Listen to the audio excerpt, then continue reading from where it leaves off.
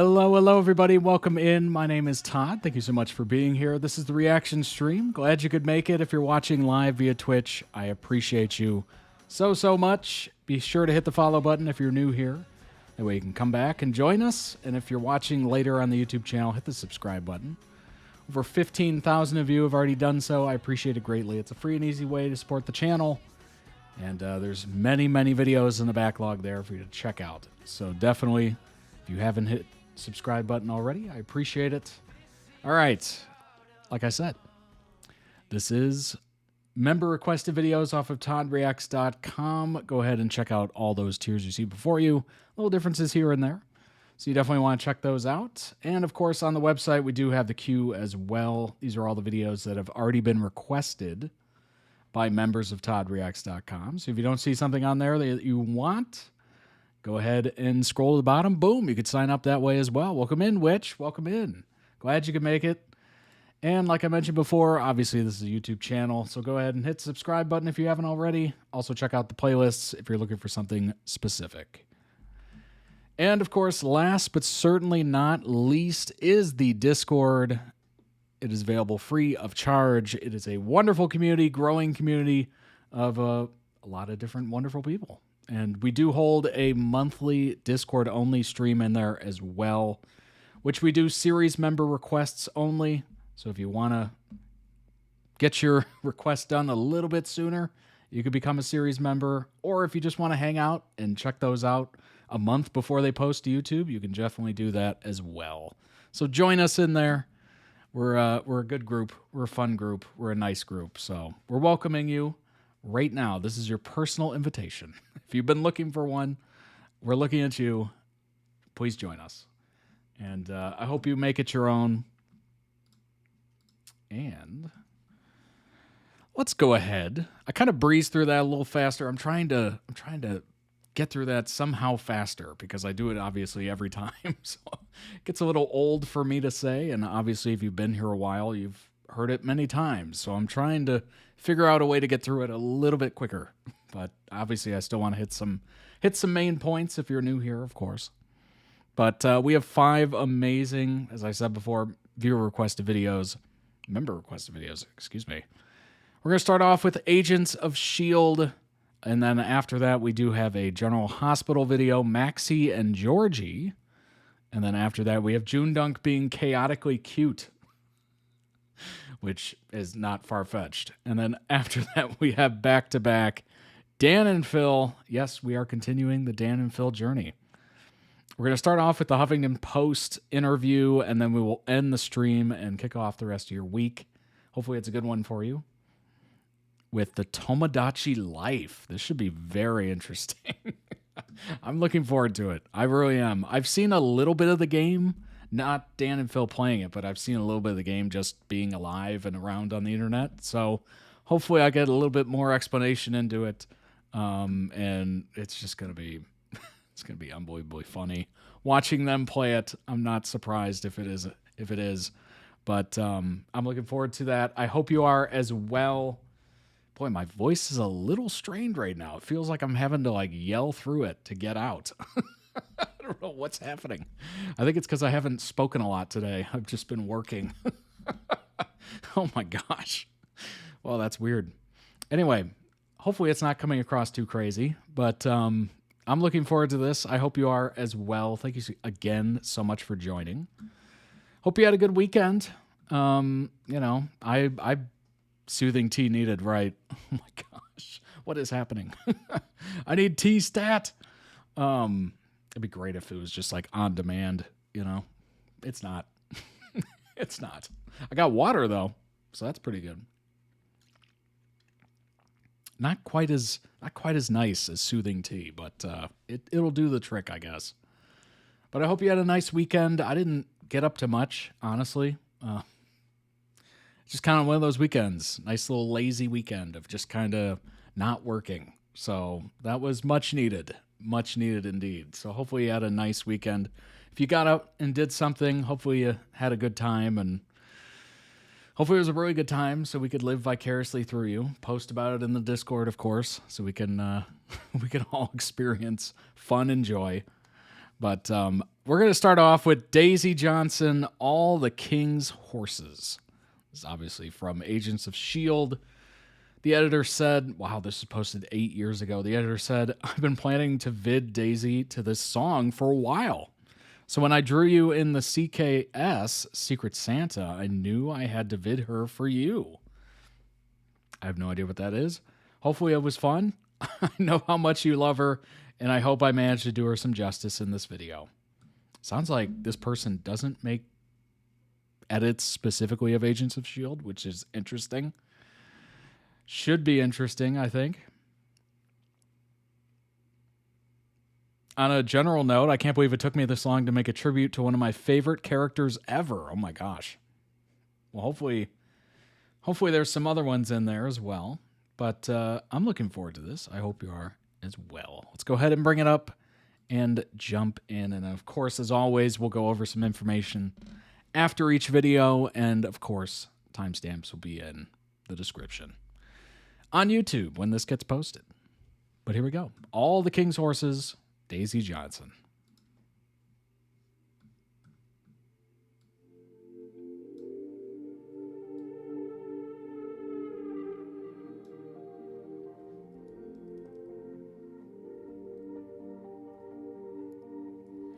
I knock the ice from my bones. Be honest, Sky.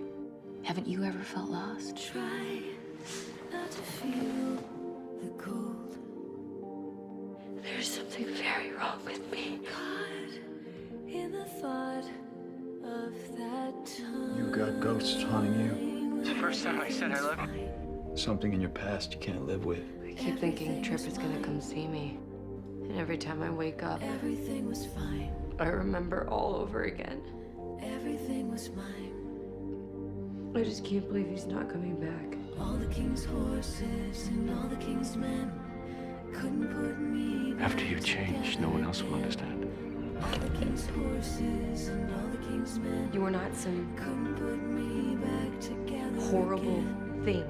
I was sure I could save you, I know because you taught me that I wasn't. but you were meant to save me. I tried to take the blame for everything not too long ago. Quake destroyed our worlds. Don't ever call me that again. In truth, I kind of just I can't make it stop. lost myself. Free to go back on my Welcome back, Agent Johnson. own, but is it still a home? I thought that separating myself from the team would help me protect it. He's paying for my mistake. He was trying to save me. We're not so different, you and me. Yeah, you just feel bad for the dead in your wake. Flash died trying to save me. You're not welcome here. We should be protecting her. No, Fitz. We're the ones that need protection from her. I finally have a family, Fitz. You don't need to pity me anymore. Jason, come on. Welcome to S.H.I.E.L.D, Sky. This is Agent Daisy Johnson. Hoping for something and losing it. Hurts more than never hoping for anything. I'm coming home. I made my choice. I won't repeat. Dad, I'm coming home. There is a reason I'm still staying.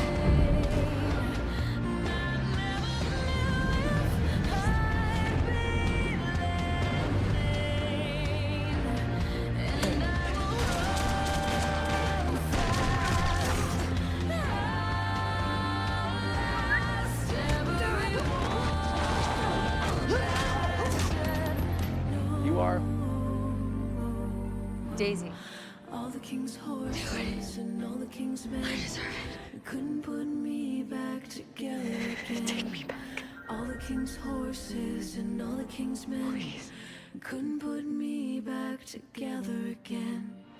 All the king's horses and all the king's men couldn't put me back together again. All the king's horses and all the king's men couldn't put me back together again.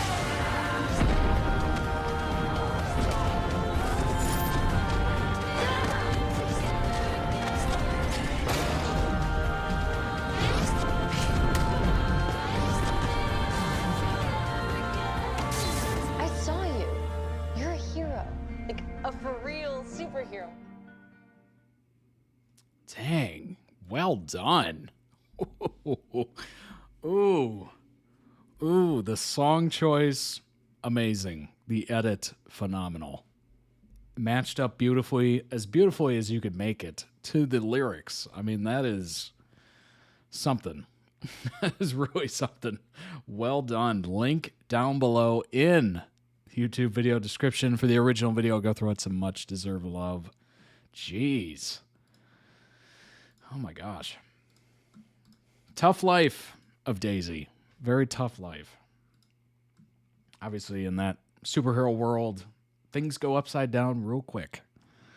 There's a lot of ups and downs and turbulence and all that stuff, and you just, resiliency seems to be the big thing that every hero needs, frankly. And, well, also people to rely on, of course. I think that's also a given. Let's go ahead and pull up some information here. Let's start with Quake. It's funny what can happen when someone believes in you. Daisy did Phil. Agent Daisy Johnson is an inhuman, genius-level hacker and a S.H.I.E.L.D. operative. Born to Calvin Johnson and Ji-Ying, she was taken away when her mother was murdered by Hydra and raised by St. Agnes Orphanage under the identity of Mary Sue Poots. Disliking her legal name, she adopted the alias Sky after she left the orphanage. In 2013, Phil Coulson recruited her into the team and contracted her as a consultant before she became an official agent during the hunt for the clairvoyant.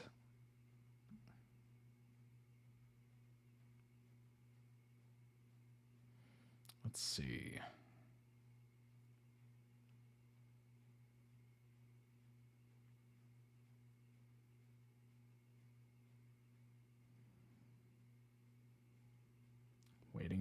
Waiting on it. Looking for it. Where is it? I was looking for when the switchover, or at least more information about the name.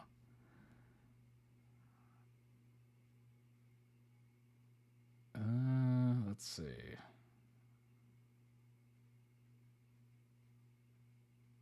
You know what? I could just do... Oh, here we go. There it is. Becoming Quake. There you go.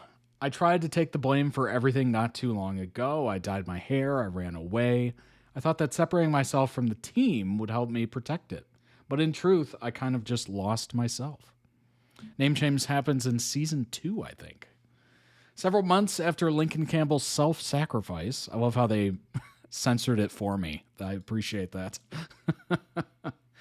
Johnson had already left S.H.I.E.L.D. and went on a vigilant quest, which she saw her topple banks to donate illegal funds to charities and save several lives in various disasters.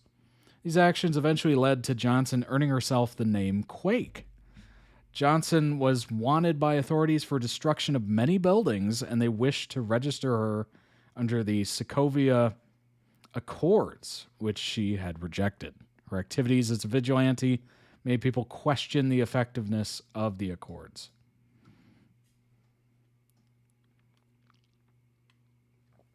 Interesting. All right. Well, there you go. What's up, fairies? Welcome in. Favorite Daisy Coulson moments. I've finished Agents of S.H.I.E.L.D. for a second time. Wow. Feeling the hole again.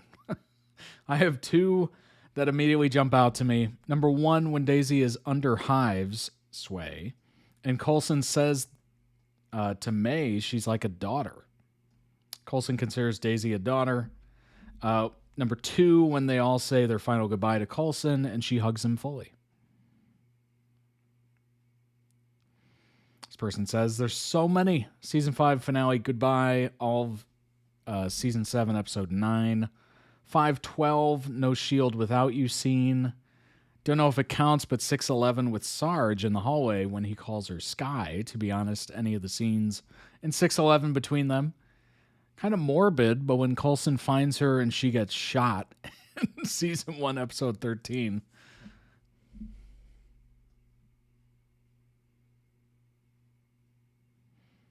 The end of season 5 is the best for sure. And earlier in the season when she breaks down saying there is no S.H.I.E.L.D. without him, love their relationship. Don't forget she finally said, I love you to Coulson, and he says it back.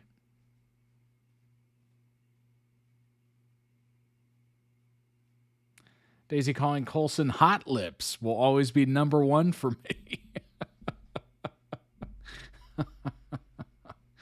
Oh my gosh. That is quite the nickname. What's up, Moon Carrot? Welcome in.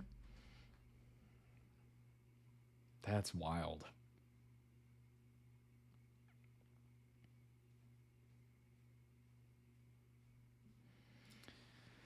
"10 Daisy Johnson quotes we'll always remember. With great power comes a ton of weird crap you're not prepared to deal with." That's good. That's good. I like that. I absolutely like that. Oh my gosh, a slice of pie, $4.50. Good grief. Both of my requests today, super excited. Nice. That's awesome. Yeah, that's a good quote. I like that. Also, I would probably amend it and also say with great power. You could say with great responsibility comes a ton of weird crap you're not prepared to deal with. Like, I don't know, bills. Maybe you get a promotion at a job or you take on a new job and you're like, oh, what is all this? And it just comes with a bunch of random crap that you weren't expecting. This wasn't in the job description. All this protocol crap doesn't matter. I'm noticing crap a lot. That's 2 craps in a row. Basically just adulting. Yeah, true. Very true. Adulting comes with a ton of weird crap you're not prepared to deal with. Yep. Yeah. And nobody tells you about it either. That's the crazy part. Everybody goes through it, and then it just somehow slips their mind as they're raising the next gen. All this protocol crap doesn't matter to me. All that matters to me is Coulson. I mean, yeah. Basically a found family trope, right? Why would you care about the protocols when, you're worrying about the people around you? Obviously, you do have to care about the protocols a little bit, but it's for somebody else to worry about. Because they can't say harder swears on the show, but the characters definitely want to. Gotcha. Oh, yeah, that's right. That's right. I forgot. This was on ABC I think it was on ABC in the U.S. You're just expected to wake up and gain adult consciousness one day. Very true. It's kind of a weird shift because you don't really know when it happens, but you definitely are aware that you are an adult, I suppose. I don't know. Is it when you sign your first contract or something? When you realize, oh, I have to now do this. I caused an avalanche. When Daisy first gains her quaking abilities, she's terrified. She believes Tripp's death is her fault, and she repeatedly turns her power inward to avoid hurting anyone else, not caring that she's literally breaking her own bones repeatedly.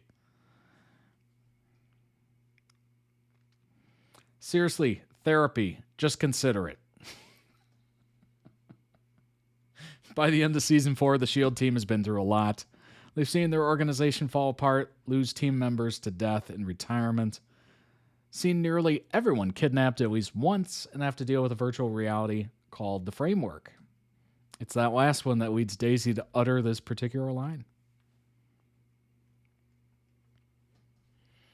For me, it was taking out my first student loan. Oh, that's brutal. Yeah. Yep. Because it's not a little amount of money. It isn't. It is a decently large amount of money, especially when you're like 18. Like, for most people, you have not even sniffed that much money. So these numbers mean almost nothing until you graduate college, and then maybe you have a job during college or something like that, or university, and you start seeing what's your paycheck, what's coming in, and then you're like, oh, this is like nowhere near the amount that I took out originally. That's when you have that first realization of like, oh wow, this is gonna be interesting. Like this is gonna be quite the ordeal to get rid of. Usually one person doesn't have the solution, but 100 people with 1% of the solution, that will get it done. I think that's beautiful. Pieces solving a puzzle. That is an interesting way to look at it.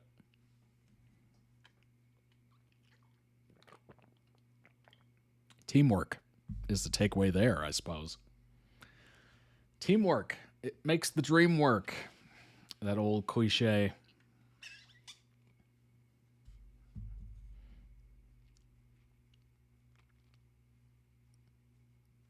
Man, could you imagine having a group project with 100 people? Oh, gosh. 100 people in the group project. I would much rather have 2 people take 50% of the solution. Much rather do that. Oh, my gosh. Daisy says it best in the second episode when she talks about the beauty of everyone working together to solve a puzzle as an approach to problem solving in general. Of course, she's talking about hacktivists initially, but the sentiment still applies. Hail is Hydra. Hail Hydra. Seriously? How are we still fighting World War II baddies today? Hail is Hydra. In this particular moment, Daisy is the voice of the audience. In terms of the MCU timeline, the first major villain the heroes face, Hydra, is who Captain America goes up against in the 40s. Obviously, we're well aware of that. If you've ever seen Captain America, the First Avenger with Chris Evans.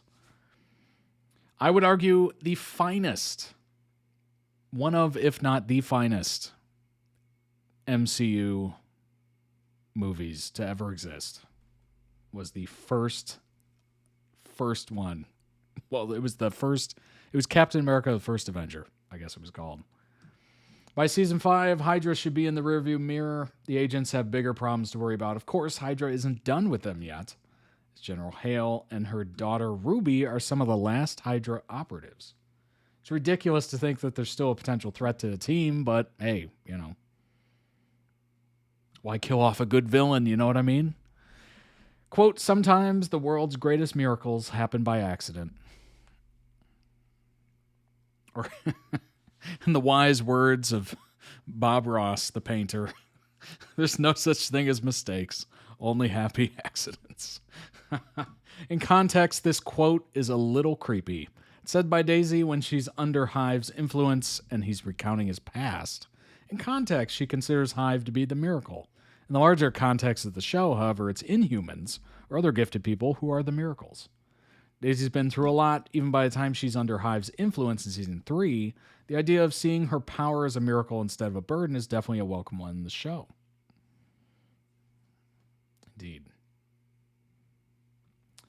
Indeed. I'm stronger than you know. I'm destroyer of worlds.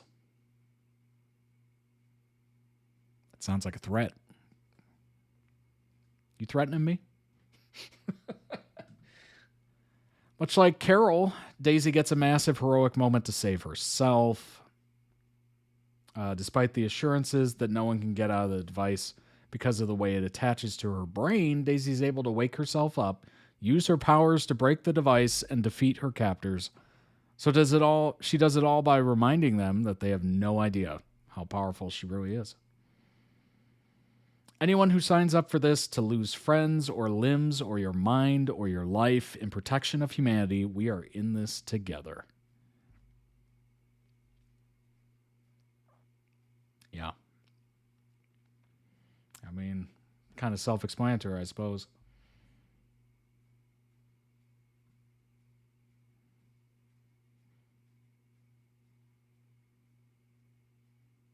Glenn Talbot, when she realizes he's just trying to be a hero, she tries to remind him that he already is one.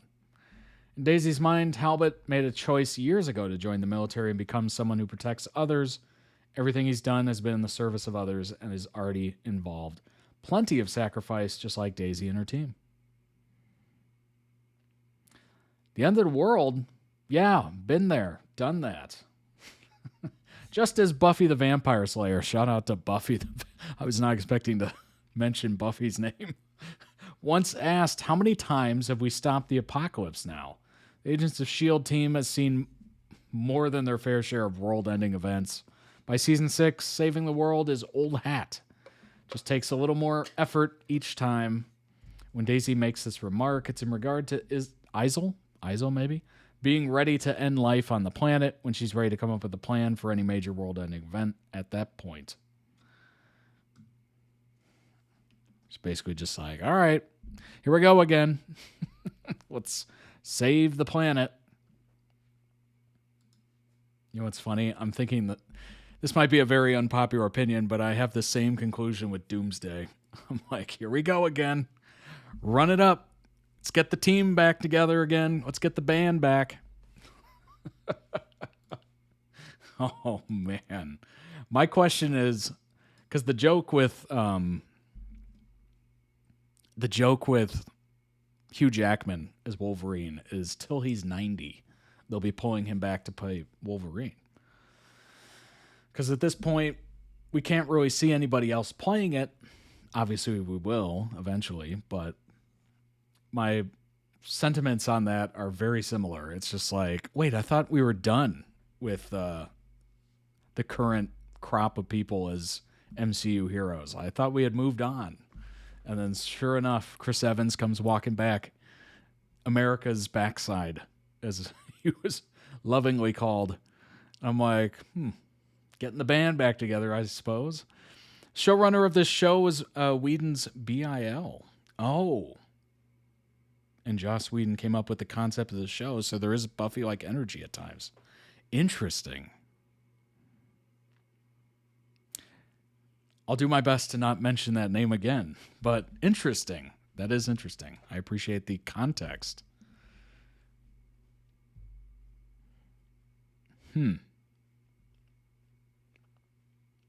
It's unfortunate that somebody with so many interesting ideas also is, who they are. It's unfortunate, isn't it? All right. Let's move on to the next one. Maxie and Georgie. She was my anchor. This is from General Hospital. It's been a minute. It's been a minute since General Hospital last was reacted to. I am not jealous of Daisy / Quake. Lot to happen there. I mean, it takes, obviously we're very aware of how much sacrifice these superheroes have to do. It's part of like the calling, right? You've been granted, or you've been given, or you've earned, whatever. You've been given superhero powers. You got to use them. Are you going the good way or the bad way? That is your choice. I mean, I guess technically you could just live your life and just never tell anybody. But it seems like there's this calling, right? You get this calling to help other people and try to save the world because you feel like you can contribute. So that is a beautiful thing. Obviously, some people go the other way where they try to destroy the world. It just is what it is, right? Whatever you're called to do. But man, it would get so old after a while. Like, that's the one thing I think about with certainly, vampires. We've reacted to Lestat and Interview with a Vampire a lot recently. I think about that with vampires, and that is just a lot of time. A lot of time you have to just live and go through the same things over and over, feeding and feeding and feeding, and maybe you make somebody else a vampire so you have someone else to hang out with, or maybe they leave you in the dust and, you're just kind of left there going, well, that was cool while it lasted. It's a long time, right? It is a long time. And I think of immortal superheroes, and I'm just like, man, that would get so old after a while. That would. Save the Earth a couple times, you'd be like, hey, feels pretty good. Feels pretty good. Check it out, everybody. I did that. I'm the one. And then you would, 800 times later, you're just like, oh. Looking like, what was that? Hancock. Looking like Hancock. Just completely down and out, over it. Like at the beginning of Hancock, at least. That, I assume if I was a superhero, I would eventually look like Hancock in the beginning of that movie. Just completely done. Over it.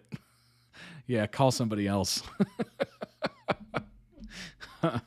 Anne Rice vampires often don't make it to 500 because of the madness from the monotony of time. Yeah, that would be...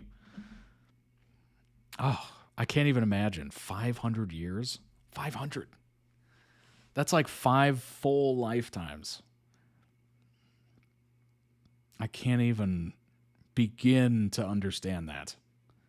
And especially if, you know, if other people around you in your life are not immortal as well, they're not living to 500, you would have to watch everybody you've ever loved, liked, ran into, perish. And then do it all over again. And then all over again. And then all over again. And maybe one more time. For good luck, good measure. That would be just brutal. Brutal.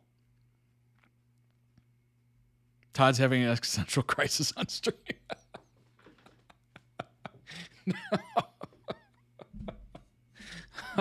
No, of course not. Only the mains seem to withstand it. Yeah, that would be tough. That would be tough to be watching time go by and not really getting older. Like, as much as we hate getting older and aging and seeing wrinkles and stuff like that, and like, what is that? You know, gray hair or something. It does give you kind of a sense of like, oh yeah, I'm putting in my time. Time is passing. You know, I have less of it than I used to have, so I need to make the most of it, kind of thing. Like, you would just not have that at all. Like, that would be gone. Part of me is like, man, that would make you go insane. The madness of the monotony of time, I think that is hard to avoid. Really hard to avoid. I mean, the only other way to judge time, I guess, would be to watch people you knew, who hopefully you didn't, you know, if you're a vampire, feed on, but if you're just a superhero or whatever, a mortal superhero, just watch somebody get older and older and older and see them become less mobile, I guess. Like, it is wild. Anyway. Getting the band back together for Doomsday. Maxie and Georgie, she was my anchor. This was posted 10 years ago. This thumbnail is telling me that this was standard def. I pulled up a image of myself. I might want to pull up the video. There we go. Okay. That's what I was talking about. That is some standard definition right there in all its glory. The editor said, I'll just be over here sobbing in the corner. Hey, you know what? It happens. It happens. Maxie and Georgie, she was my anchor. General Hospital. Hello from the other side. Oh my gosh. I must have I was not expecting Adele. That was a surprise Adele attack, is what that was. Just right into the fields. to tell you I'm sorry for everything that I've done, but when I call you, never seem to be home. Something will happen in my day, something funny or not so funny or terrible. I'm not going to lie, I was a little lost because I immediately saw the doctor. And I'm like, wait, what? What's happening? And I'll reach for the phone to call my sister, and then I'll realize that she's not going to pick up. That's why I named my daughter after her. Sounds like you guys were more than sisters, like you were best friends. Yeah, we were. Didn't know today would be our last, but that I'd have to It's Georgie. say Was she in an accident? She whispered. So now I can't feel anymore. Praying you just walk back through that door. and tell me that I was only dreaming. Long time no see. You're not really gone. Acting like my sister did not die. There will be another angel around the throne tonight.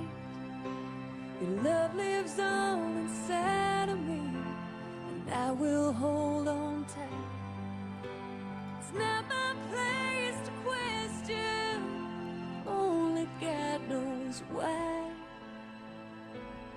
I'm just jealous of the angels around the throne tonight.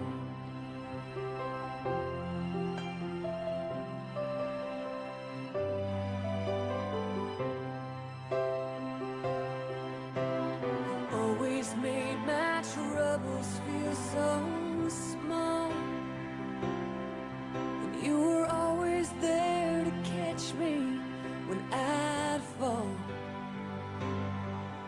In a world where heroes come and go, well, God just took the only one I know. So I'll hold you as close as I can, longing for the day when I see your face again. But until then, God must need another angel around the throne tonight. You have to let me see her. Just let me see her. Your love lives on inside of me, and I will hold on tight. It's not my place to I want to see my sister. question. We shouldn't have left Oh her. my It should be me. I should be the why? one blind in the sun, not Georgie. She I'm didn't just do this. I love you, jealous Maxine. I'm of so the glad that you chose to live. There's so much you can accomplish, and I'm going to be cheering you on the whole way. Singing hallelujah.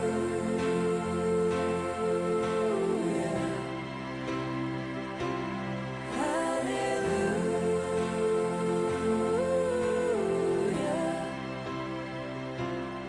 Hallelujah.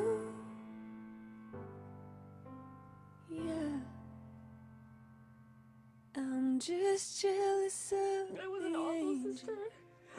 I around said the so many throne mean, hurtful things to her. tonight. And I'm not gonna ever be able to take them back. Georgie, it's just sometimes I forget how special you are. What And an you have so much incredibly heart and so sad much song. compassion. Good grief. She was my anchor, you know, the person that I held on to when I needed to feel grounded.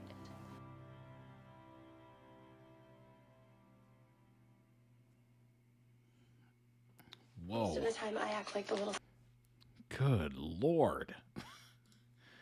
Whew. Well, yeah, I was not expecting the instant Adele. That was an incredibly sad song. Link down below in YouTube video description for the original video. Go throw it some much deserved love. Soap operas. You gotta love them. You gotta love them. They they really do take just the most incredible swings of plot decisions I've ever seen. And I think I will ever see. Like, if you're looking for variety, you're looking for high drama, you're looking for just, you don't know what's coming next, soap opera is probably the way to go. Jealous Freddy. Oh my gosh. That was something. So freaking heartbreaking. So good it had me in tears. Oh, why is Georgie dead? Georgie's dead? Oh, man. All right, let's pull up some information and context so we can fill in those gaps and figure out what the heck happened. So you got Georgie, daughter of super couple Frisco and Felicia Jones.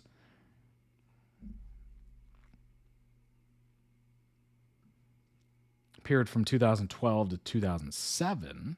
No, excuse me, 2002 to 2007 and then later returned temporarily in 2010, 13, and 18.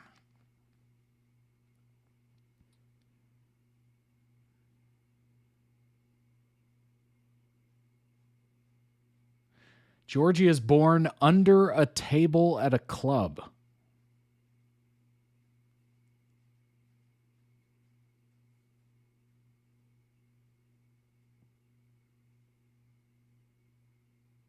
Okay. She was conceived when professional spy Frisco came back to town to visit his daughter Maxie, who needed a heart transplant. Frisco and his ex-wife Felicia slept together in relief. Maxie's going to live. Oh, wow. Okay. Okay. Just boom. Just like that. She's named Georgie because her sister Maxie likes the name George. Initially, Felicia isn't sure whether Frisco or her fiance was Georgie's father. Hello. But a DNA test proved Frisco to be the father. Frisco leaves town and does not have an active role in raising his daughters, so he found out and then hit the road. Georgie's kidnapped, as a baby by evil serial killer Ryan, who is dating and stalking Felicia. Ryan renames Georgie Celeste. Again, like I said, if you're looking for high drama, high stakes, you have no idea what direction it's going to go. This is what you need. Eventually, Ryan is thwarted and Georgie's return. Felicia and Mac marry the following year, and Mac becomes the primary father figure in Maxie and Georgie's lives, even after his marriage to Felicia ends. Georgie's viewed as smart, sensible sister in comparison to the feistier older sister, Maxie. Wanting to break out of the stereotype and convince Lucas to like her, she recruits Dylan as a stand-in boyfriend. Where have we heard that before? The two end up falling in love. Where have we heard that before? Oh my gosh. Off campus, anyone? Soon after they began dating, Dylan gets involved with the mob. Ooh. When mob boss Lorenzo's niece, Sage, comes to town, Georgie becomes jealous when Sage is infatuated with Dylan. Of course she is. The couple briefly split up in 2004 when a complicated plot leads Dylan to betray Georgie and sleep with Sage. She was right to be not like Sage. To make Dylan jealous, Georgie hires a boy to pretend to be her boyfriend. The two couples check into a Port Charles hotel the night the hotel burns to the ground. However, both of them survive. Romantic interest is restored in Dylan and Georgie after the experience. A little trauma brought them back. Why not? Georgie and Dylan in 2004 are trapped in the Quartermain mansion with the rest of Port Charles teen scene when a killer runs around the mansion. Narrowly survive. Georgie carries a lot of guilt when Sage is found and killed after being locked in the freezer as a prank. Ooh. 2005, Georgie and Dylan sleep together for the first time. Mark it on your calendars. In February 2006, so, almost a year later, Dylan is infected by a deadly virus epidemic. Oh. Ooh. Georgie and Dylan decide to get married in the hospital chapel right before Dylan dies. However, Dylan instead starts to improve. Well, isn't that... So it's not really a deadly virus. I feel like they added a lot of weight to that word, but he ended up beating it. So I guess it's not too deadly. 2006, 20 years ago, right? Couple realize that they may be too young for marriage.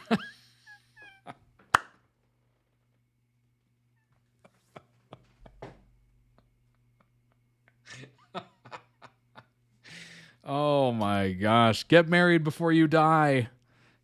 Oh my gosh, he's starting to live. Maybe we're too young for this. Maybe we're just too young, Look, I mean, we're already doing crazy things like getting married in the first place. Oh my gosh. That's so funny. 2006, Lulu sets her eyes on Dylan. She schemes with Diego to break up the couple who wanted Georgie to himself. Lulu lies to Dylan and said she saw Georgie and Diego getting it on. Georgie denies the incident, but Dylan chooses not to believe her. Lulu and Dylan get it on, pushing Georgie and Dylan even farther apart. Dylan and Georgie divorce. Oh, so they were actually married. That's crazy. But later start dating again. What? Not long after, Georgie and Dylan both realize the spark is gone. I'm having whiplash.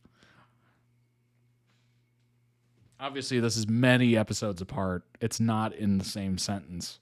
It's not like they're just like in one scene, like, oh, let's break up. Oh, you slept with somebody else? Oh, well, let's get a divorce. Actually, you know what? Let's start dating again after that divorce, and then we'll go back. End things between them. Dylan leaves town when his half-brother Ned gets him a job in California working as a movie director. Georgie then forms a crush on Damien and is heartbroken when Damien goes to the black and white ball with Nadine. Oh, ugh, Nadine. Georgie asks Spinelli, or Damien, to join her and her family at the Scorpio house. Scorpio house, wow. For Thanksgiving dinner, as opposed to the Leo house. At Emily Quartermain's funeral, Georgie tells Dylan she has met someone new to make him jealous, but still doesn't reveal her feelings to Spinelli, a.k.a. Damien. Maxie's nearly strangled to death, and starts receiving text messages from the text message killer. Signed A. Ball knowers will know what that is. Georgie is worried and fears for her sister's safety. She became suspicious of Maxie's boyfriend, Cooper, and teams up with Spinelli, a.k.a. Damien, to prove Cooper is the killer. In December 17, 2007, Spinelli finally realizes Georgie's feelings for him after talking to his friend Jason. How long? That took from Thanksgiving to almost the end of the year for him to realize Georgie likes him. As he considers what to do, he's walking through the park when he finds Georgie's lifeless body, strangled by the text message killer. Spinelli calls the police, tries to revive her, but he is unable to. Oh, man. Georgie's been murdered. Dang. Spinelli talks to Jason about his guilt over the inability to protect her and not realizing Georgie's feelings for him until it's too late. Not the catchiest murderer moniker, right? The text message killer. It's not the greatest name. I feel like they could go back to the workshop on that one. Felicia returns to attend Georgie's funeral on December 20th, so 3 days later. Dylan comes back to town, devastated to find out Georgie's dead. Georgie's funeral is attended by numerous citizens.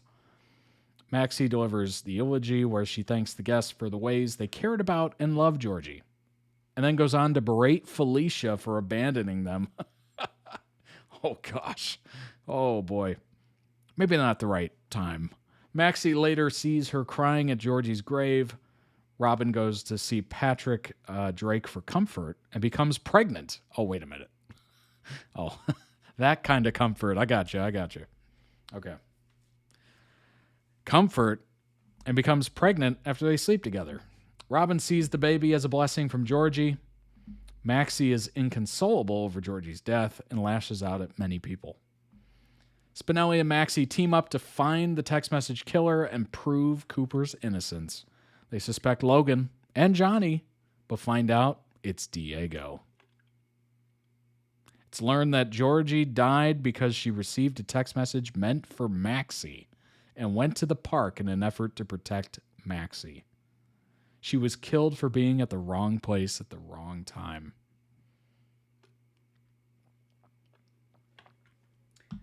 Dang.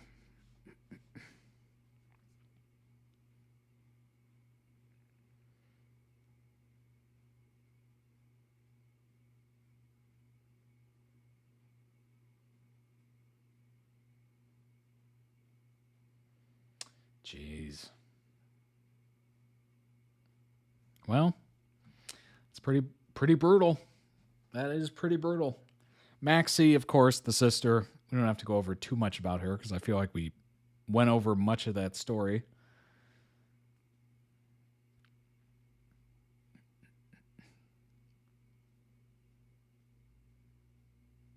Last appeared in March of this year.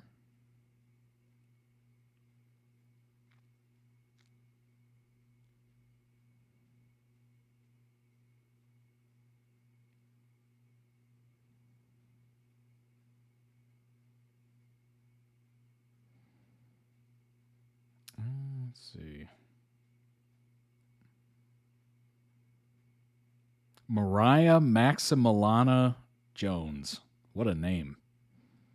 Born on Halloween night.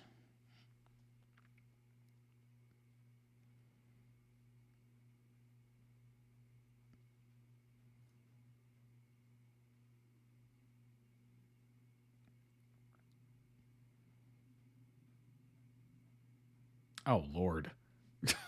Gosh, it's all tragic. It's all tragic. Maxie's first crush is on Lucky. In 2003, she dates her new crush, Kyle.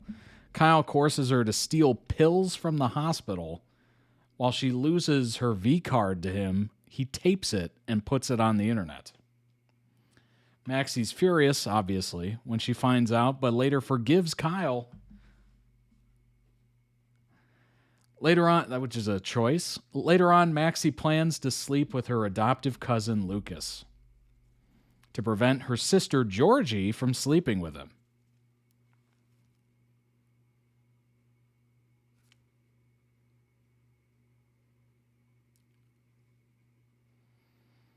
Wait, what? Yeah, forgives. Forgives. That's a choice. Maxie plans to sleep with her adoptive cousin, Lucas. Sounds like the Fosters. To prevent her sister, Georgie, from sleeping with him. So she's taking one for the team for her sister, so she sleeps with the adoptive cousin first. What? Maxie also flirts with Xander and helps him avoid the law. I don't know why or how. She briefly has a crush on Nicholas Cassadine. In 2005, Maxie faces complications with her heart transplant. While in the hospital, Maxie meets Jesse, who claims to be an undercover cop blamed for a murder he didn't commit. Maxie helps Jesse, and they go on the run. By the time they arrive home, they have fallen in love with each other, much to Max's dismay. After Jesse dies in the line of duty, Maxie's devastated. Not surprising.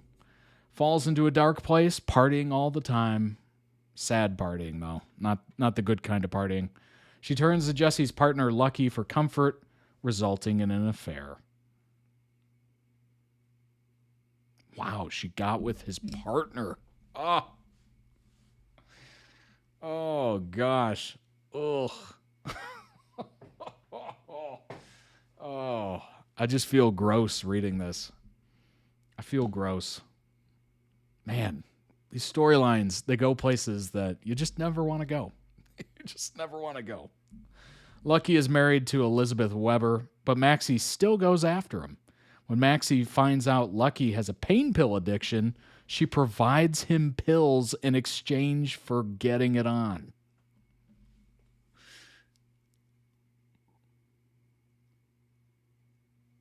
Oh my gosh. Oh.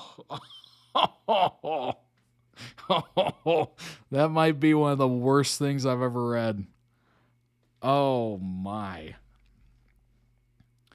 When Maxie decides to go to rehab and win Elizabeth back, when Lucky, decides to go to rehab and win Elizabeth back, Maxie pretends to be pregnant to hold on to Lucky.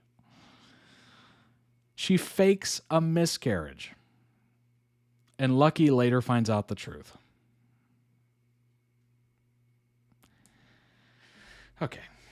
Okay, we're moving on. That's too much. That's way too much. Oh my gosh. General Hospital writes Maxie Jones and her family off the show. This was July, actually a couple weeks ago, actually. The answer to what General Hospital fans have been speculating about for months has come to conclusion. On Thursday, July 23rd, so a couple weeks ago, episode of the ABC daytime drama series, that's what they call soap operas, I guess, It was revealed in story that Maxie Jones, along with her man, Spinelli, and their 3 children, Georgie, named one of the kids after Georgie, Bailey and James, are headed to Australia to live after Spinelli received a job offer he couldn't refuse. However, the message of the status of Maxie and her clan came from none other than Cody. During a conversation where he explained that they were all packing up to head to the land down under the following night. In addition, Maxie has divested her shares of Deception Cosmetics and sold them to Michael.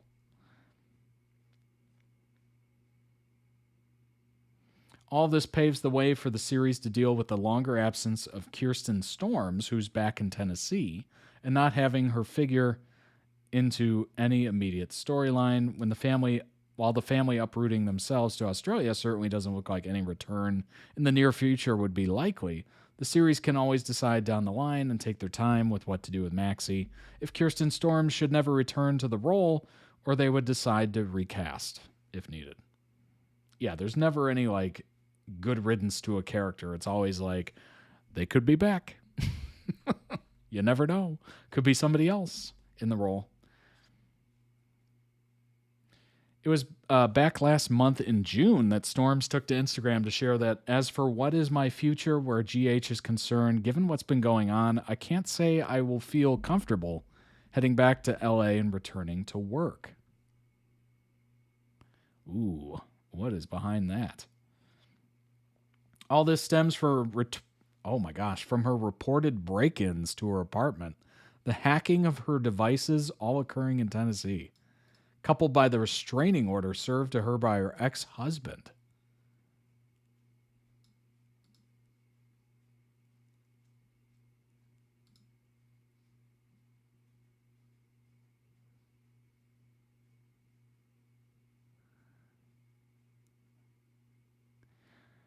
Whoa. Her ex-husband, Brandon, restraining order against her, the continued issues she has faced with her alleged apartment break-in when she was away from her home in Tennessee, and what her GH fans want to know.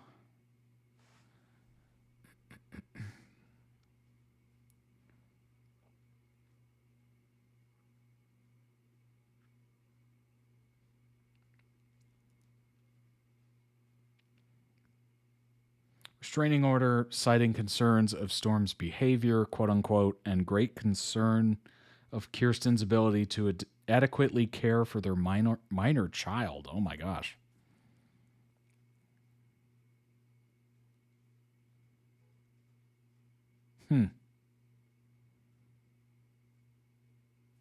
Daughter's now 12.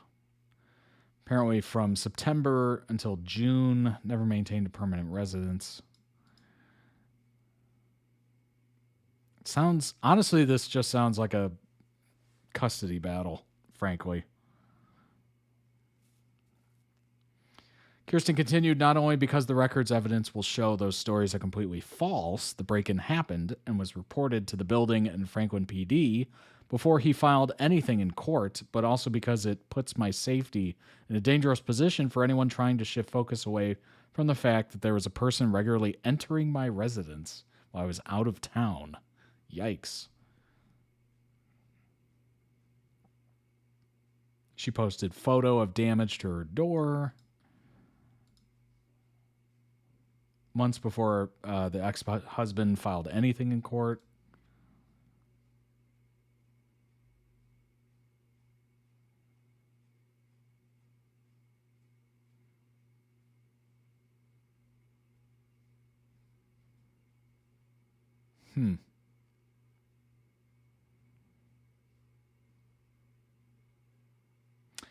Interesting.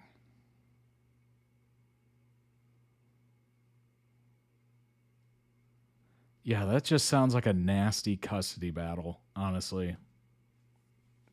And any sort of bad news or news at all, it's just, if your ex-partner, I guess, is keen on making your life awful and potentially taking the kid away from you or something like that, they're going to use everything they can against you. And that is just, oof. awful to see. Real life soap opera, really. Yeah, pretty much. Valiant effort. I can't handle soap opera plots either. You go further than I would have. Yeah, some of that was absolutely brutal. Brutal. Spider-Man hits $2 billion. Whoa. And obviously Hayden Panettiere. Oh my gosh. Rip. Terrible.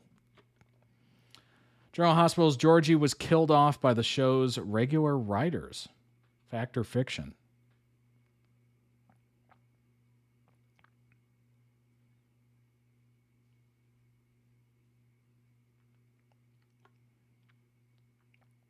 After news of former GH writer Bob Guza Jr. joining the Gates as an executive producer was broken by Soap Hub. Oh my gosh. One fan, good grief, of Georgie's took to social media to lament the loss of the character. This poster erroneously called that Guza, a GH writer at the time, or was he, was responsible for bumping off Maxie's sister, aka Georgie.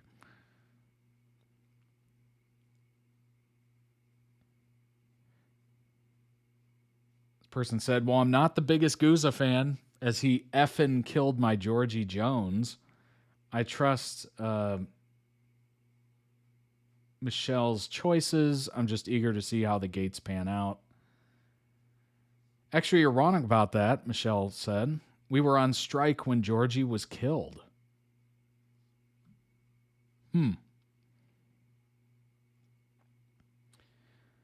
Valjean, probably, gently clarified to the passionate poster by responding, we were on strike when Georgie was killed.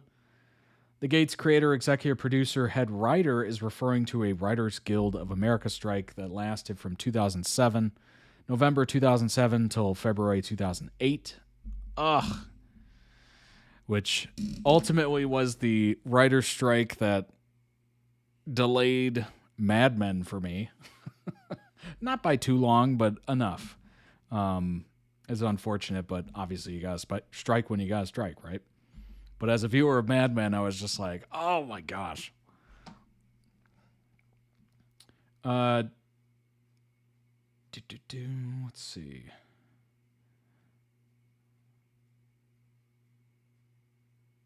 So we don't know who did it, I guess.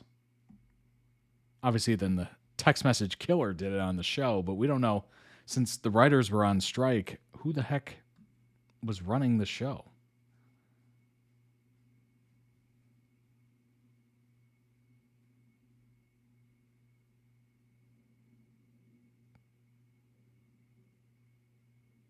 Well, that's interesting.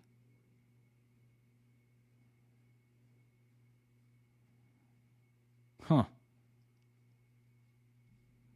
Weird. That is very strange.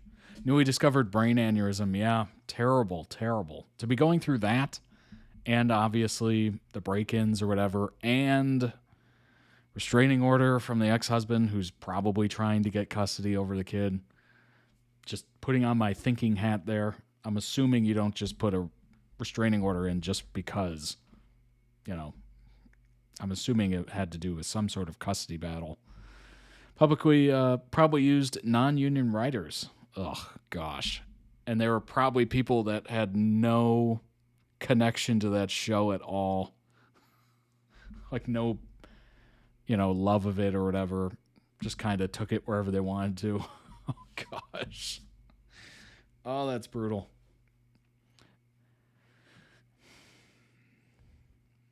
I guess you can they brought back the character as a ghost a couple times, so I guess that kind of works. Kind of work around it, but yeah, that's unfortunate. But it sounds like Maxie's gone too, so I don't know. Maybe they'll bring them both back somehow, some way. Not sure.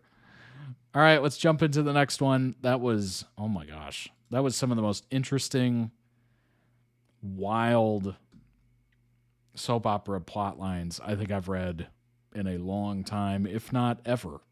The using pills and somebody's addiction to force them into intimacy is, that is crazy. Crazy. I don't know who thought up that plot line, but that is unbelievable. Oh my gosh. Part of me looks at these soap operas and it's just like, man, if you want to be a writer or anything like that, that's a pretty sweet gig. Like, there's nothing off limits, it seems like. Like, maybe just the worst of the worst, but I don't know. That's pretty bad, and they greenlit it. So I'm just like, man, you probably just let your freak flag fly, and you can just write about whatever you want to write about. And you got a pretty good chance of it being included. Like, that is, wow. I feel like writing fan fiction and writing for soap operas is probably the best writing exercises you could probably do. Anytime I think K-dramas are getting silly, I remember American soap operas exist. Oh my gosh, yeah. Gets pretty crazy. You got to keep the eyeballs on it, though, you know? Even UK soaps feel a little calmer compared to American. Which is so weird because it's crazy scripts, right? Those plot lines were insane. But it's also like daytime television in the US, so it's very tame on what they can show, what they can say. Like, you can't swear really, but I guess you can coerce people into getting it on through their addiction. Like, I guess that's cool if you talk about it, but you can't say, like, I don't know, swear words. And you can't show too much blood either. You can't show like gore or anything like that. Like, there's very strange. It's such a weird concept. It's like the most G-rated. It's like the most kid-friendly, non-kid-friendly content you could ever have. It's very strange. What would I would say it's like HBO with white gloves, you know? Like, you keep it clean, but it's also incredibly horrific at the same time. But they're, you know, at least not showing gore or, you know, using swear words or anything like that. Or showing too much skin or anything like that. But no, you can dangle pills in front of addicts and be like, hey, you want some of these? Like, that's crazy. That's crazy. Oh my gosh. Oh.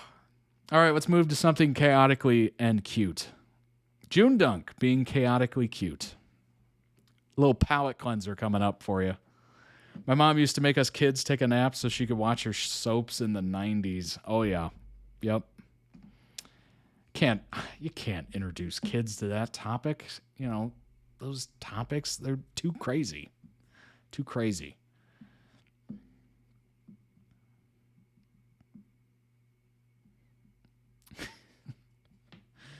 Unfortunately, my mom didn't watch soaps. She did not watch soap operas, unfortunately. So I never really got exposed to it. The only exposure I would get to it is just like skipping past it to like go to other shows, basically. So I only caught like half a second. Maybe I'd stay there for like a minute and then move on. So I didn't catch much of it, frankly, growing up. But I've definitely seen more now than I've ever seen. And it is wild. Wild. I wish I had stayed on it for more than 2 seconds when I was a kid. Maybe I would have seen something crazy. My grandma didn't care. She watched it in my room sometimes when I was already in bed. She just wanted you to, you know, carry on the tradition.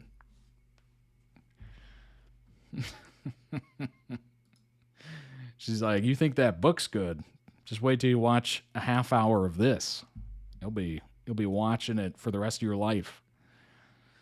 JoongDunk being chaotically cute. Here we go. Yep, that's me. You're probably wondering how I ended up in this situation. My mom just watched MASH reruns for hours every day.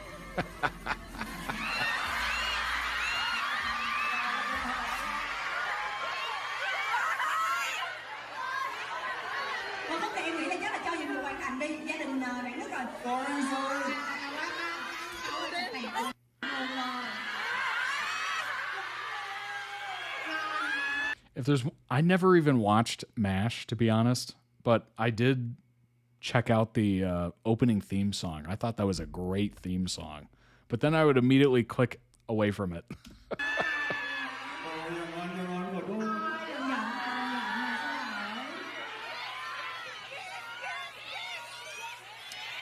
MASH was a soap opera for intellectuals.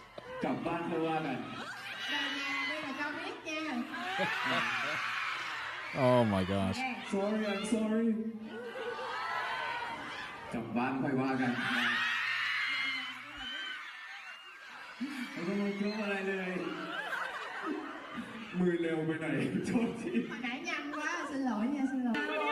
Có lẽ là có lần sau anh đã kịp thẳng thành ảnh đang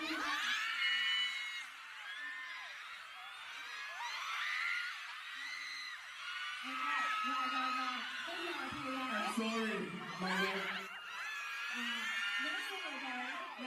Đã mang đến rất là nhiều những cái nguồn năng lượng cũng như là món quà cho mọi người. Thôi qua cả. Về nhà bây giờ biết nha. Ở gia đình đó, tiếp tục. Oh my gosh.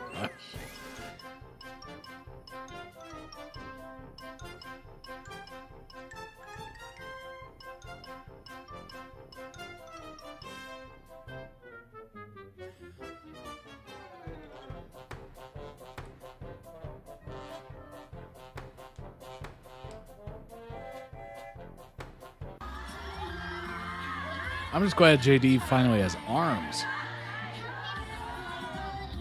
Mà năm nay thì bên năm của chúng ta cũng tròn 4 tuổi.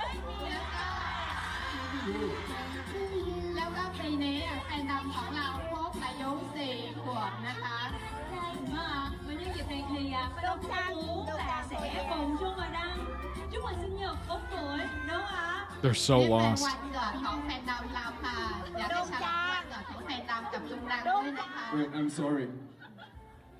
JoongDunk. Whose birthday is it? Today? Today? Right, today. ไม่ใช่วันนี้ค่ะคือเดือนนี้ How can you forget? ไม่ใช่ not today ไม่ใช่วัน Not today.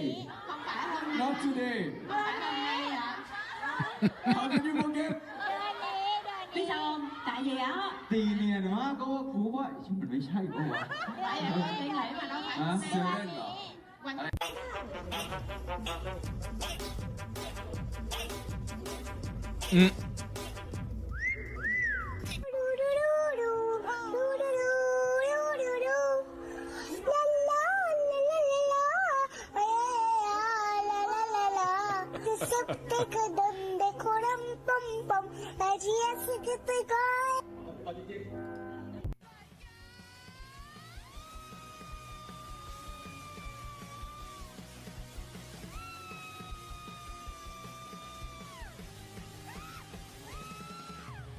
All the time, I'm grateful all the time.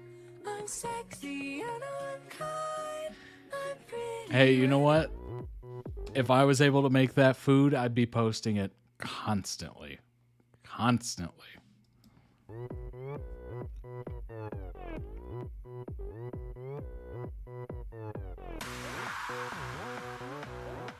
Also, if Navori really takes off, he'll never have to work another day in his life.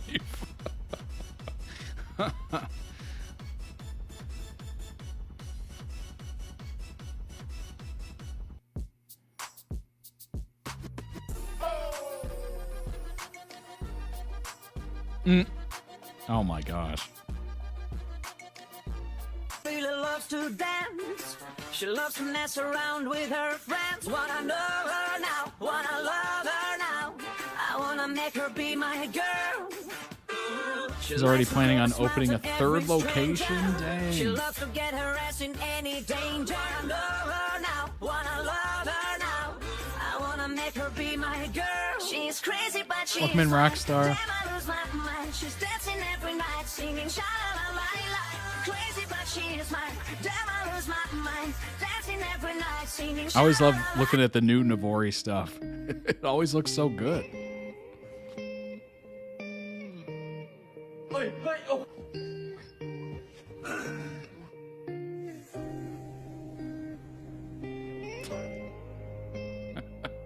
Oh my gosh, close up.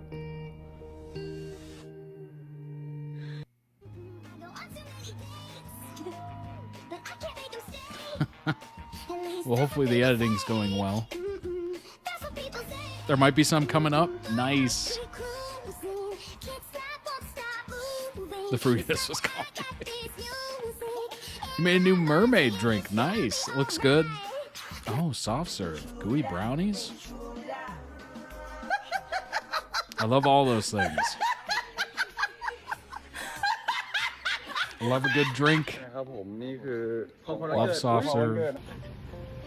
Love gooey brownies. Like gooey cookies, too. Not like undone cookies, but borderline, you know? Not a huge fan of... Crunchy cookies is okay, I guess. Definitely don't like chewy cookies, but like that borderline... Maybe it's not totally done, but it's enough done where you're not questioning like the safety of it. Oh no! ดังเต้นทัชครับ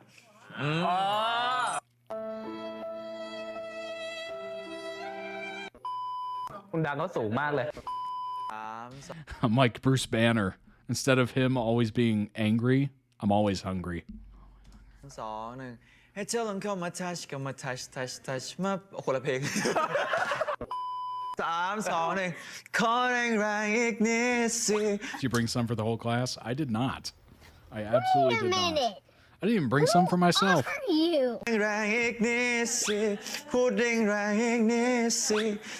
I got is water. That's all I got. เสียงน่ารักเกิน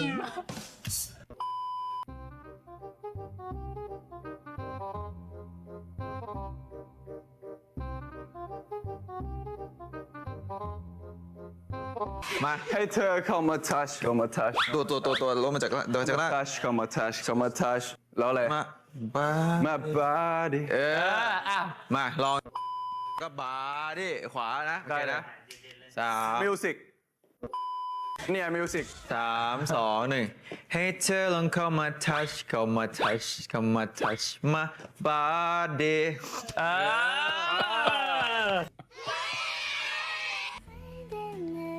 Words to use for this song. I have you in mind, so it won't take so long. Meanwhile.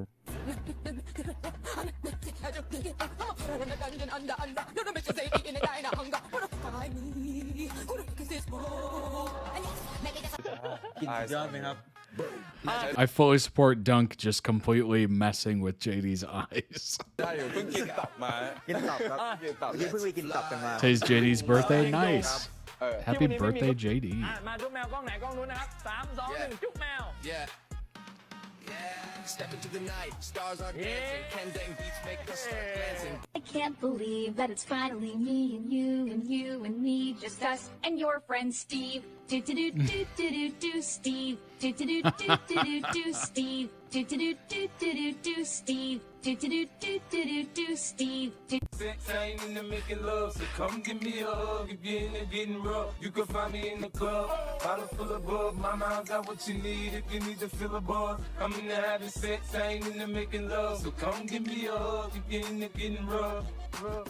While we do it, keep it real, it's penitentiary steel. This ain't no freestyle battle on you niggas getting killed with your mouths open. Trying to come up off of me, you in the clouds open.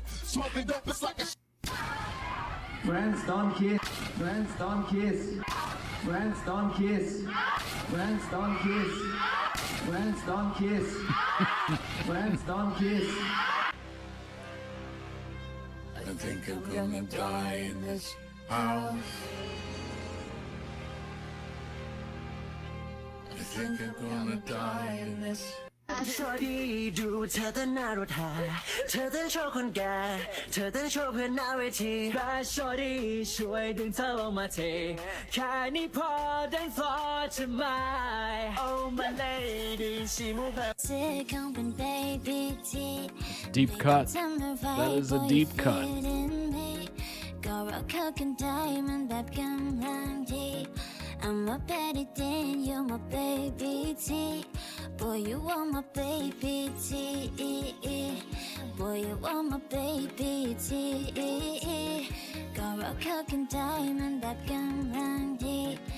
Keep an open mind, but your knees together. Oh. Lucky numbers 6969. Oh my, no way. No way. No. What do you mean? Only for you. Only for me?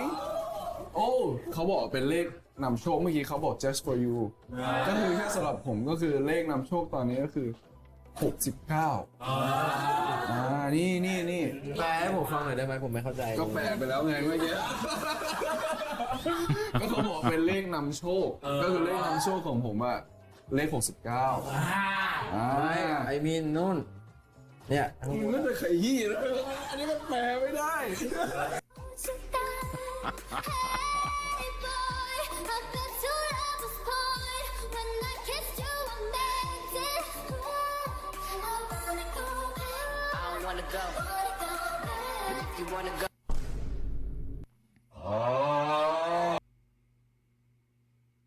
Did we really just zoom in on that man's open fly? Come on now.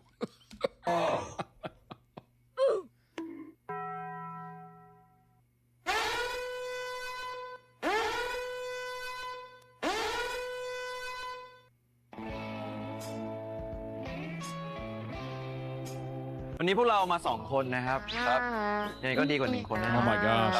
แน่นอนยุคนี้ Twitch เป็นยุคของเด็กรุ่น closing ใหม่ครับ itself. ครับ That's not very nice. ครับยังไงครับ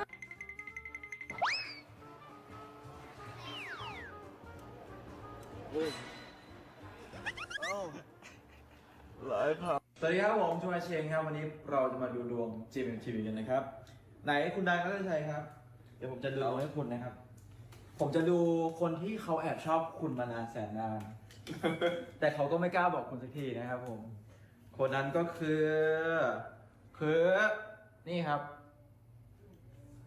นี่ล็อกมงปะเนี่ยไม่ล็อกเมื่อกี้ถ่ายไปไหมว่าผมสับไพ่อยู่เห็นไหมสับไพ่อยู่แต่อยากจะบอกว่ามีคนที่เขาแอบชอบคุณเหมือนกันตัวนี้ก็คือ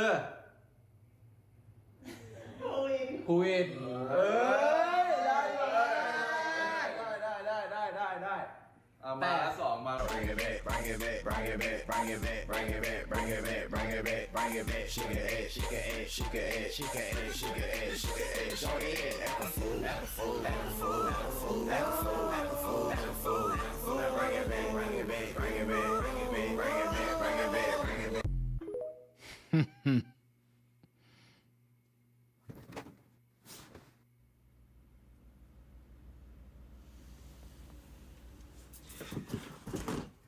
D-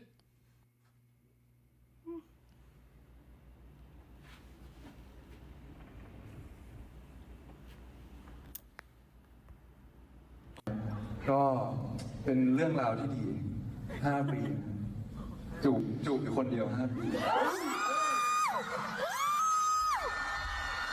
ไม่เพราะว่างานคุณไปจูบคุยก่อน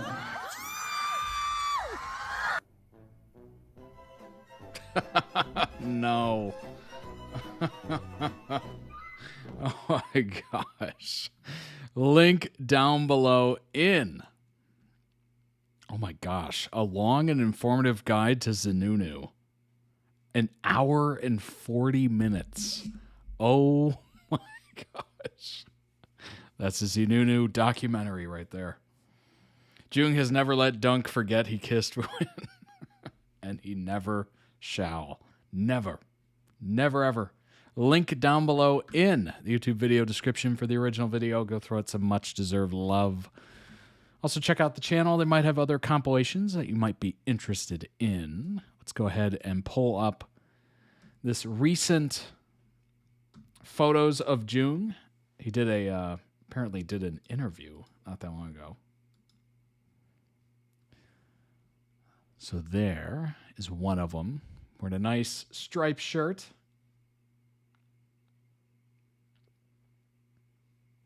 Dare You to Death saw you reunite with Dunk. What is something you've learned from him over the years? This is Jung. Even though we've worked together for around 5 years now, we're always learning from each other. So many aspects of him that continue to surprise me, and I think that's one reason we've been able to grow together over the years. Nice. Nobody's looking at the shirt, Todd. Hey, I like the shirt.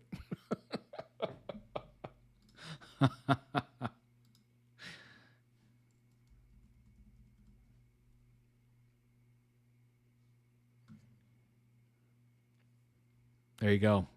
Soak it in. Take it in.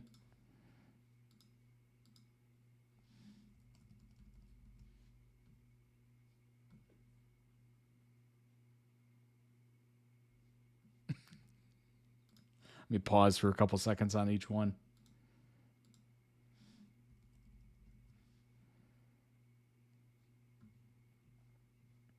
Killed it. Absolutely killed it. Today, August 17th, as Jay said earlier, is JD's 3rd birthday. Now with arms. Daddy loves you, my child. I wish for you to be very happy. I wish for you to sleep peacefully without a single nightmare. If you're sick, I wish for you to recover quickly. If you're sad, I wish for you to smile soon. In this world, no one loves you as much as Daddy does. I love you so much. Kind heart. That's sweet. That's sweet. They take parenting very seriously. Indeed, they do. Dunk posted, "Happy birthday, Daddy's Ronaldo," due to JD loving of kicking and playing football. Oh my gosh. There we go. Is he going to go for the eyes?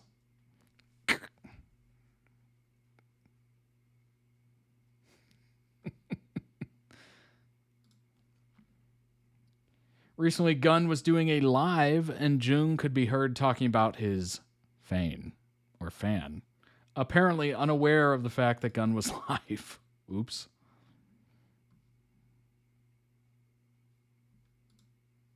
Oh my gosh. Well, we can't hear it, but I can read it to you. I happen to have a... Is it fan or fane? Fan, right? Fan. Okay. I was like, oh gosh, am I saying that correctly? My fan isn't very good at cooking savory dishes. Oh, so they like making desserts? Seems like everyone has a fan already. Only me is left. Yes. Why are you smiling, Gunn? Gunn, I'm feeling shy on Jung's behalf. He's talking about him just completely openly. That's funny. Jung talking to press regarding the new show, How to Survive My CEO and Jasper. Let's go back to the GMMTV series first. It's How to Survive My CEO. It should start filming within next month. Ooh. Hopefully there won't be any delays or unexpected changes. Please keep supporting and encouraging us. There'll also be many concerts this year, even though many things are not officially announced yet this year. You'll definitely be getting to see a lot of me. I'll also be attending like festival events and things like that. There will also be music from Jasper. As for whether it'll be a single or an album, what direction it'll take, and when it'll come out, we'll update everyone soon or later. So this year, you'll definitely see a lot of us. Honestly, I'm stressed right now. I can still split myself into multiple versions, but I'm trying my best to manage everything so we can come together and make it work. Do you get enough rest? Do you sleep? Said the interviewer or one of the press.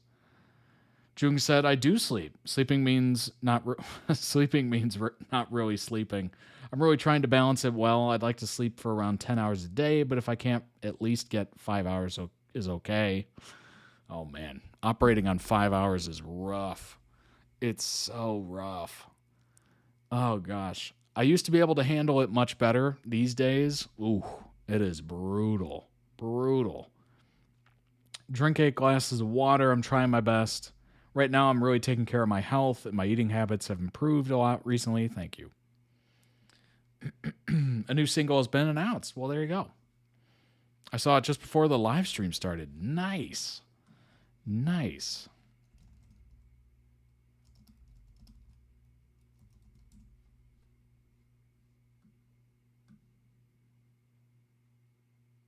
Oh, new single titled Wish on August 19th.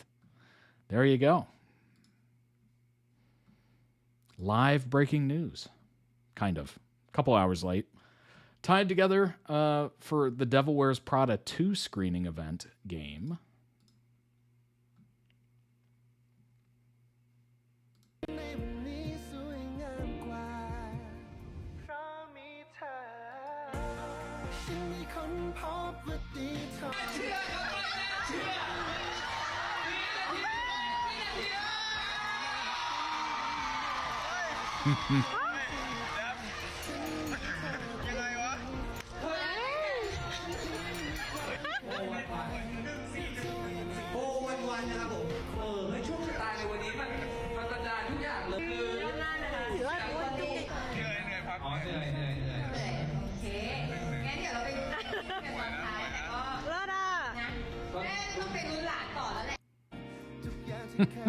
Running out like it's some romance movie.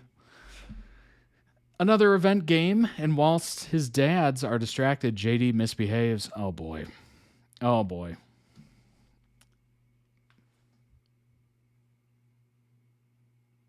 TikTok, how dare you? Bring me the video, TikTok. How rude. They do screening events with lots of pairs from different companies, so results end up on the leaderboard. Nice. I like the fact that, you know, obviously movies can't premiere in literally every country on earth, so they hire local talent and local celebrities to do kind of press events for them, which is really neat. And if I was one of those celebrities that, you know, they paid in whatever country, I'd feel pretty honored about that. That's amazing. It's another opportunity to get your name out there, right? And also attach it to something huge. Another event game. Joong asked what he'd do if he and Dunk swapped bodies. Excuse me?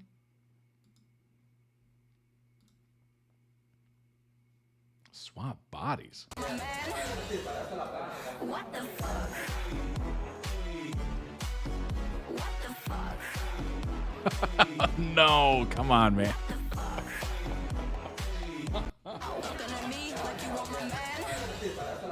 What the fuck? So the question is, who is he looking at? And was he looking for someone to not be watching so he could make that hand gesture? Dunk got caught out by a scammer whilst trying to buy a gift for his dogs. Excuse me? Dunk shared an experience of being scammed. At that time, he wanted to buy an electric toy car for his dogs, Moro and Haruto. But right after he messaged to buy it, he was blocked. The damage was about $4,000 to $5,000. Ooh. At that time, his mother also posted it on her Instagram story. Ouch. After they got the money, they ghosted him. She didn't scold me. She helped me. She took a screenshot of the seller's page, shared it as a story on IG. Tons of my fans follow it, so they left backlash comments on the page. On the seller's page. The page got deleted. Dang, that's brutal. It's tough. Sometimes, dealing with the internet, you take kind of a risk, right? We try our best, but even trying our best, we sometimes get got, basically. Drivable electric cars kids can get. He wanted it for his dogs. Gotcha. He just wanted to buy a car for his dogs to ride it. That's sweet. That's a sweet gift. It's unfortunate that, can happen to anybody, really. Navori was named one of the best celeb-owned food places. Wow. Thailand's hottest celebrity-owned restaurants must-visit food spots.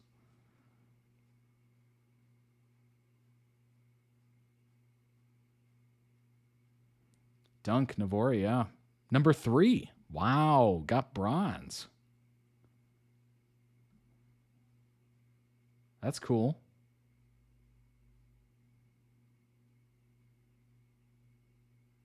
Pond, number 7, with yogurt. Sounds like yogurt.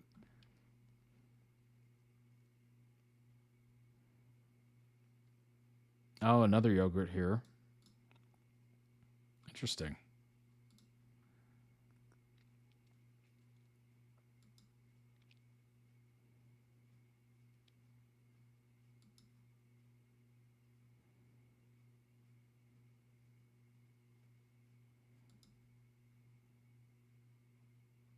Oh, wow. Look at that little carrying case. Little carrying case is pretty cool.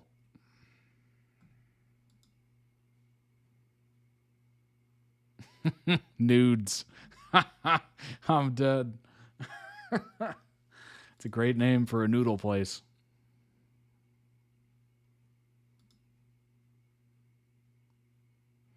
So I'm seeing a lot of yogurt, a lot of yogurt, whether it's frozen yogurt or regular yogurt. Interesting. The first Navori pop-up that had chapters of a BL on the receipt also did this poem penned by Dunk. To you, the one who has intoxicated me. To you, the one who has made me hopelessly infatuated. To you, the one who has captured my heart. To you, the one I have chosen with all my heart. To you, with your radiant smile. To you, with your bright, sparkling eyes. To you, the sweet nectar that soothes my soul. To you, the guiding light that shows me the way. To you, whose charm knows no bounds. To you, the one who made me believe in love. To you, the one fate brought into my life. To you, the one who made love bloom within my heart. And in the end, to you, the one who planted a sunflower in my heart, while I was never fortunate enough to care for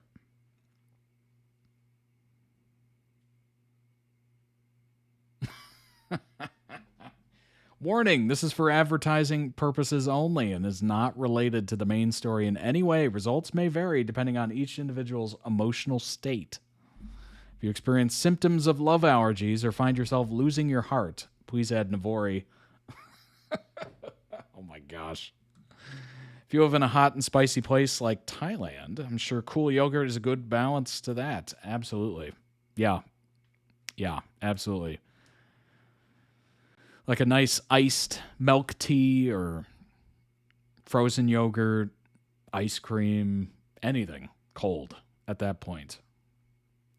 You know, even here where I'm living now, where it's hot, it's extremely hot. It was 102 degrees Fahrenheit today. I don't eat hot food, really. I try to stay away from it the best that I can. Obviously, I'm in air conditioning, so it's not as bad, but I don't know. I'm not craving anything too hot, like soups or anything like that. It's just, no. I'll get to it in December or something, November. Now I'm getting hungry again. Carrying case would trigger my anxiety so bad. Yeah, what if the carrying case failed? And then all that precious yogurt just smashed all over the ground. Oh. Dunk is Jung's Sunflower do their first BL. Oh, that's sweet. Very sweet. New Navori product. Oh, hello. Well, we're about to get hungrier.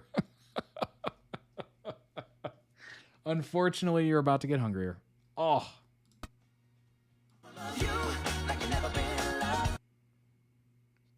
Cookie Scoopy.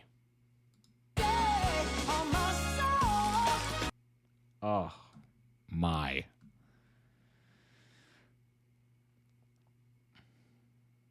Cacao, dark chocolate, chocolate chips, soft serve.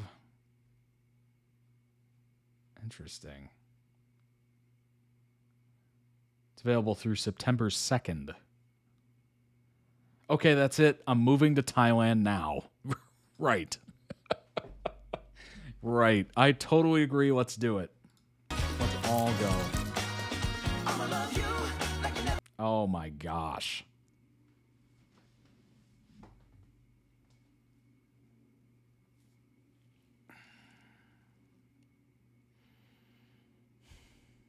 Oh, that looks so good. The gooey brownie with soft serve. Oh my gosh. That's a pretty decent helping of it too, by the way. That's quite a decent helping of it. I know I'm sitting in front of it, but I'll scroll it up a little bit. That's not bad. That is not bad. Is it good to eat hot food when it's hot out? I'm wondering, like, is it the same as with hot showers? I mean, yeah.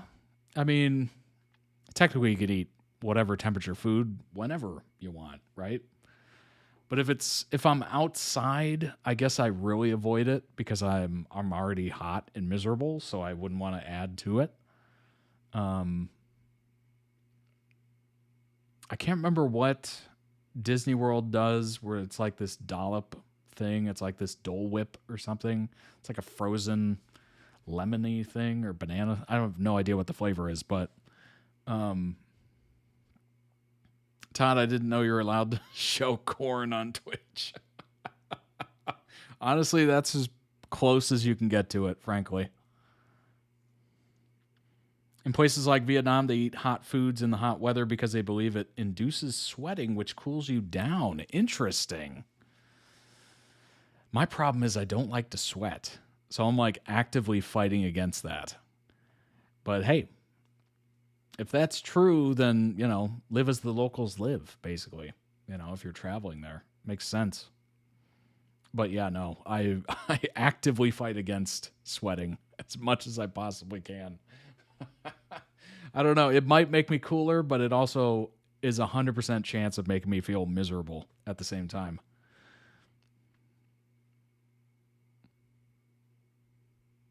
Todd, you need to add a snack subscription tier.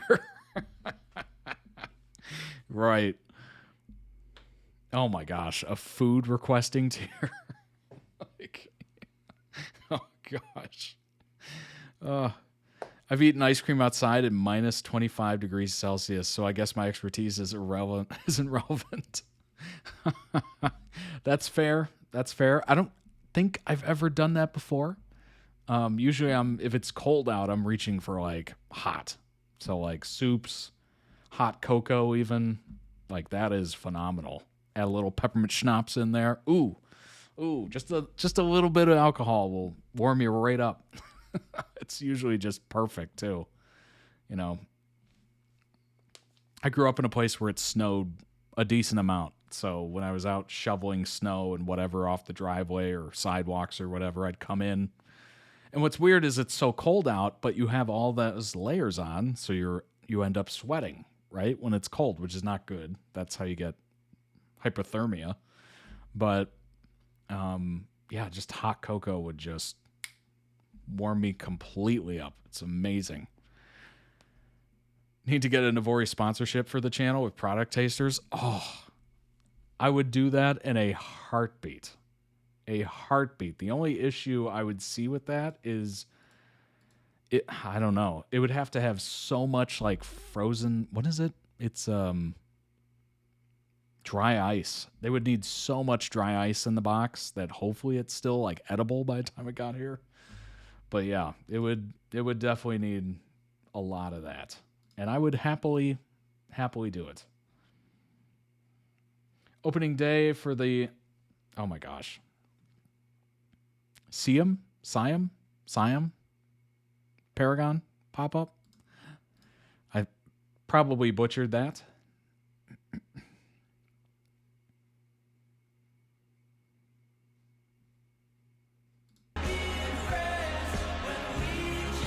Like Siamese. Oh, okay.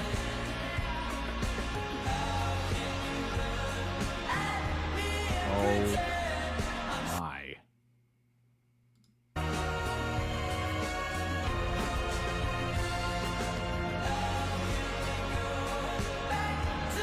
I gotta see it again. That line is huge.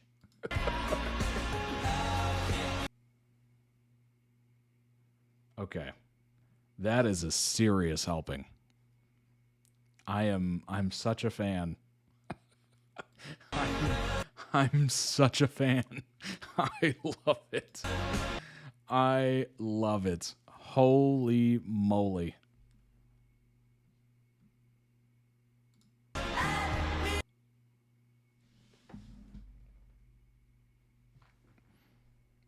Oh my gosh. Oh. I wish I was there to support you even though I'm stuck here in Pakistan. I get it.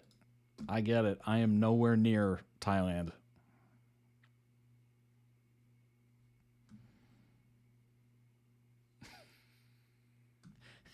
He cooked metaphorically and literally. Oh my gosh. It was just Thai Mother's Day. Dunk posted this.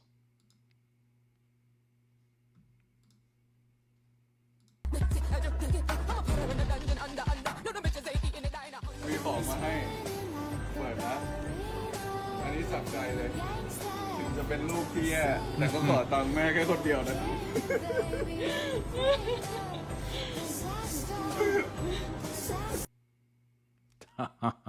Got her. My lactose intolerance is shaking its boots right now.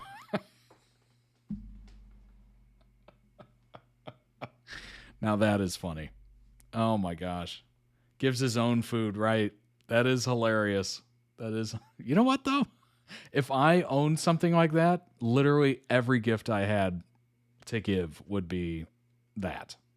Wedding gift, baby shower, birthdays, anniversaries, whatever. You're all getting the same thing. Whatever new flavor is available at that time. Joong's mother posted these translated words. The photos show her Mother's Day gift and then various young pics of her children. She has 4.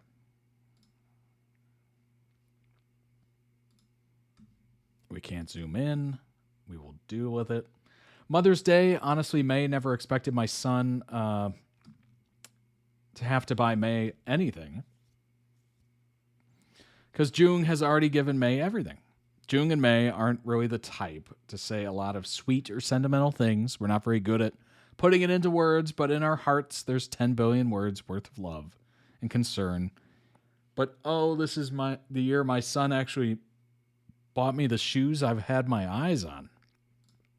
Ooh. Oh, I didn't realize I have to do that. Ooh. A little Saint Laurent. Okay. All right. Nice. Expensive gift. Todd reacts merch for family Christmas each year.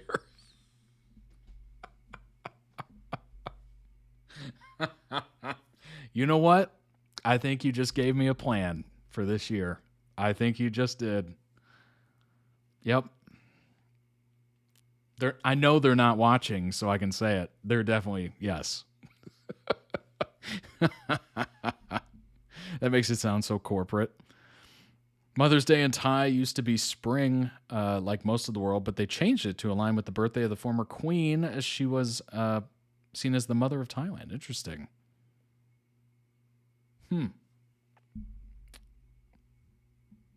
That's neat. That's interesting. I like how it has a little bit of locality to it, right? Joong shared on Twitter these pics of him younger with his siblings. Wow. That's wild. Joong is the much older brother.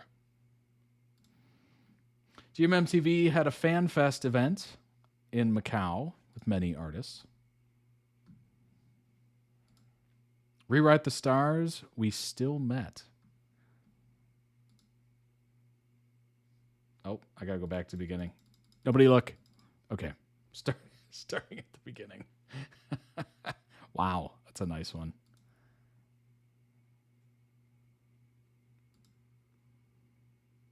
I always say this about Joong's Instagram. If I could take photos like this and post photos like this, it would be phenomenal.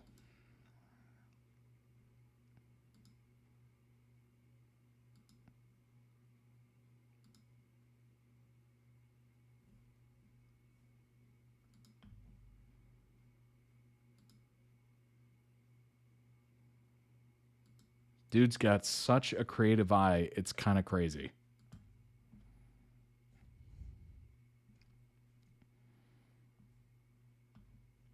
This reminds me of K-pop groups when they give each other their own face on a gifts to each other. That's so funny. Oh my gosh. This is so niche, but on this show, so National Basketball Association, NBA in the US, they used to have this show on TNT called NBA on TNT. It had Shaquille O'Neal, it had Charles Barkley, it had Kenny Smith on there.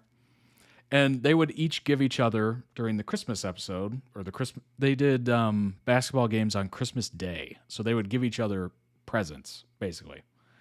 And Shaquille O'Neal would always gift them things that he had a sponsorship with. So whatever he had a sponsorship with, he would then gift those items to the co-hosts. It was always so funny because they'd call him out on it every time. Oh my gosh. It just reminds me of that. Just flexing his face card. Okay, gorgeous.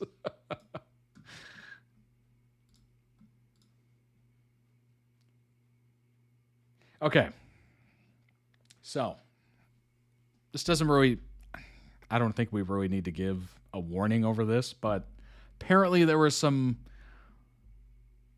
racially insensitive comments made towards Joong, I believe. Yes, made towards Joong at the Macau event. So just a heads up on that. We're going to go over it. We're not going to say anything too crazy. Obviously, I'm not saying it, but we're going to report about it, basically. At the Macau event, during the high-touch greeting line, a so-called fan, probably not, right, commented to Joong that he was, quote, getting too dark. This kind of colorism can be a huge problem in both the industry and society at large. A lot of Thai stars who are naturally darker are photoshopped to look lighter, pressured to not go out in the sun as much, to use bleaching or lightening creams. Some pairings have even ended up in sponsorships with such products. When you look at the Thai BL industry or at the entertainment industry as a whole, you'll notice it's largely the paler people who are the most famous, most successful. It's changing gradually, but it's still very much there. I think when I heard of this before, not related to Thai BL, but I've heard of it before, I think it was Bollywood, potentially. For some reason, there was like this connection to India, and like skin lightening products and stuff like that. So I think it exists in other places as well. But yeah, this was obviously targeted at Joong during the event. Thai TikTok user made this point with collages to highlight the colorism seen in the industry. Oh my. You jerks. Post contains themes that some may find uncomfortable. So you have to log in. That makes no sense, by the way. Who is this protecting? People who are not logged in? Why would you be searching out this video if you weren't logged in? I don't get that.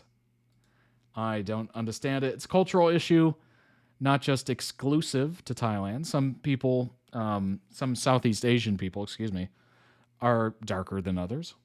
This has created a kind of social hierarchy that, whilst normally unsaid, is very much present in day-to-day life, rooted also in the idea that paleness means you have more money or a white-collar job inside, whereas darker skin would suggest you're rural, poor, maybe working the land. And a fan used their few seconds of meeting Joong, in order to make a racially charged comment towards him. There's a video of the moment filmed and shared by the quote-unquote fan themselves. But it's not linked because who wants to see Joong get verbally attacked? Right. Instead, I share this because his real fans made comments and posts supporting him and other darker-skinned celebrities within Thailand celebrating their beauty. Yeah, I know there's even like lightning injections in some places. Oh my gosh. And a weird aside, just because I remember this off the top of my head, because I can't remember where I saw this. I think it was, oh gosh, it might have been Tosh.0 or something like that. But there's also injections going the other way, which I've seen, which is, you know what? To each their own, right? It's your life. You're given the life. You know, do what you will, I guess, as long as you don't hurt other people. But, oh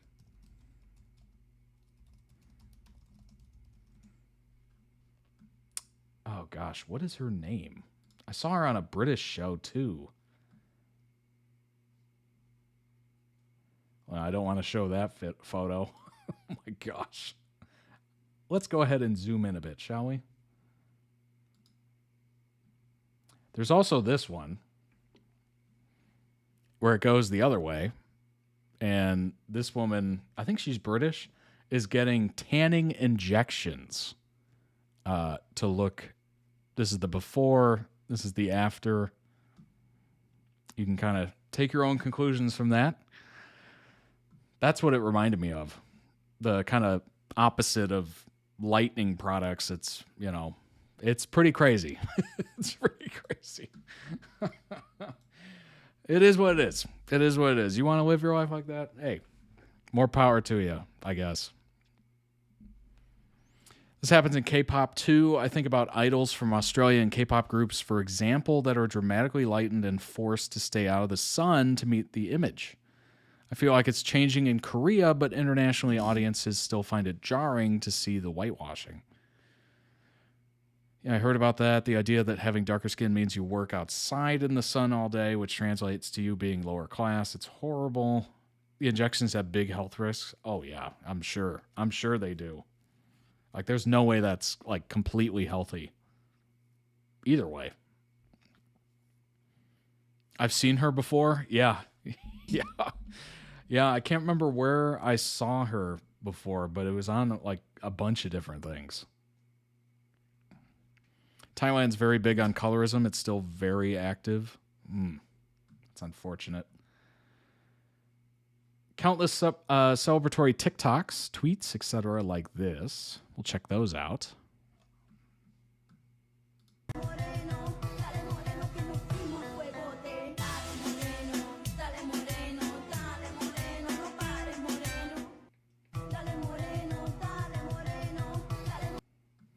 Joong's next Instagram post comment section was filled with so much love.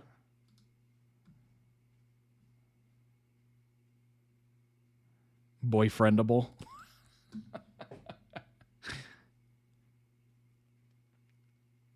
So pretty man, love you baby, bunch of hearts obviously.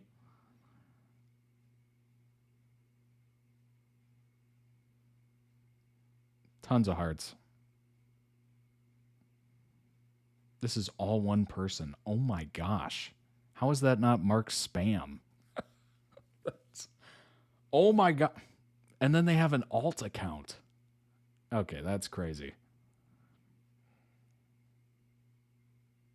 If they have another alt account, I'm just going to lose it. Okay, they don't. Whew. Be happy always. My pretty darling. Cute. Your skin color is perfect. Don't care about what the people say about it. We love you so much. Yeah, lots of support. Even from the bots. Even from the bots, which is nice. Last week I met up with some of my Thai family. Auntie wouldn't sit in the sun too long because she was already, quote, too brown. Comments were all long ones saying supportive things. I didn't see that emoji spamming. I think I just kind of, yeah, there was unfortunately a lot of that. But there's obviously a lot of positives here.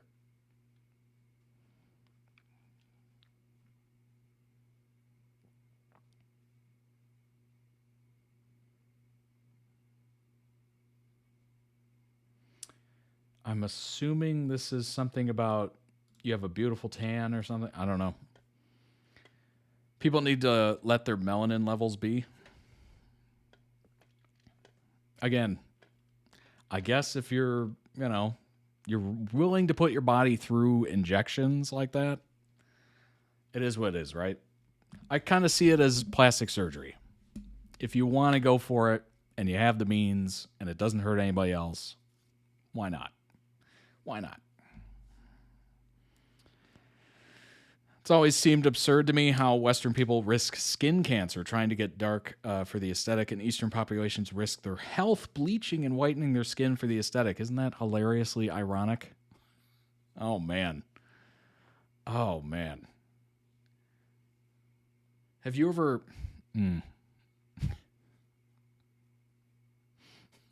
I'll generalize this a little bit more. I almost said something extremely towards one person. Let me generalize real quick. Have you ever seen somebody that has gone to a tanning bed for years? Years. It is unbelievable what that does to your skin. It is brutal. Brutal. Oh my gosh. So damaging. Yeah, I almost called out somebody in my own family. We're not going to do that. We're not going to do that. I have to be careful with what I'm saying. It's awful when it's supposed fans editing their own idols lighter. Oh, that's crazy. That's weird. That's weird. I don't like that. If somebody personally wants to do it, yeah, whatever. It's their life. Good luck, But to Photoshop celebrities of people you're fans of to make their skin a different color, that to me that's not good. Because now you're affecting somebody else, right? Even if it's just digitally, you're still affecting them. So if they ever see that image, it's going to emotionally hurt them. You would think.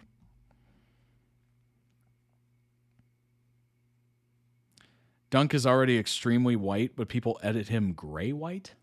Gray. Interesting. It's okay, you can whisper, we won't.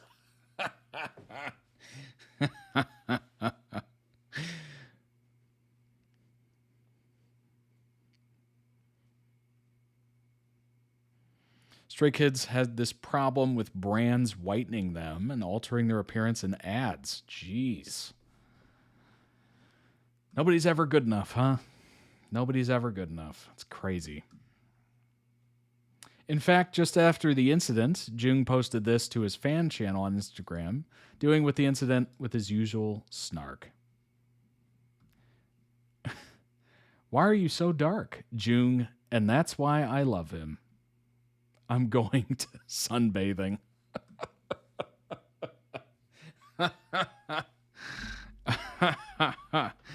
Love that. My goat. My goat indeed.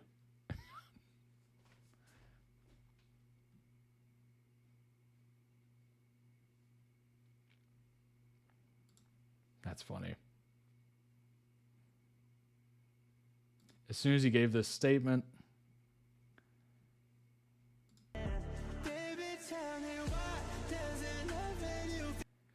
Mom always told me to be confident that you are a good-skinned person. Fine skin is not just white. Honey skin may not be popular in an era where people appreciate whiteness, but my mom believed and taught me to believe that skin appearance is not as important as ability. Racism has always been there and will continue to be. Some days I get told I am dark and I am a stranger. We have hundreds of fathers, thousands of mothers. Some are taught well, but some don't. What hurts us but doesn't die often makes us stronger. Mothers are strong, patient, gentle, but not weak, even though some days staying at home is a bit boring.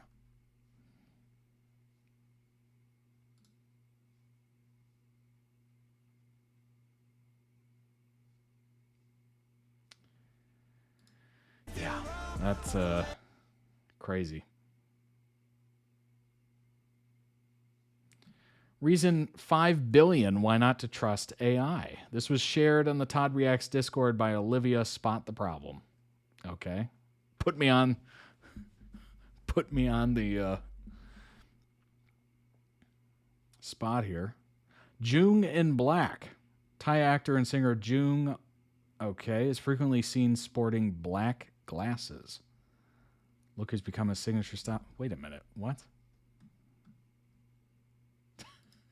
That's not Joong.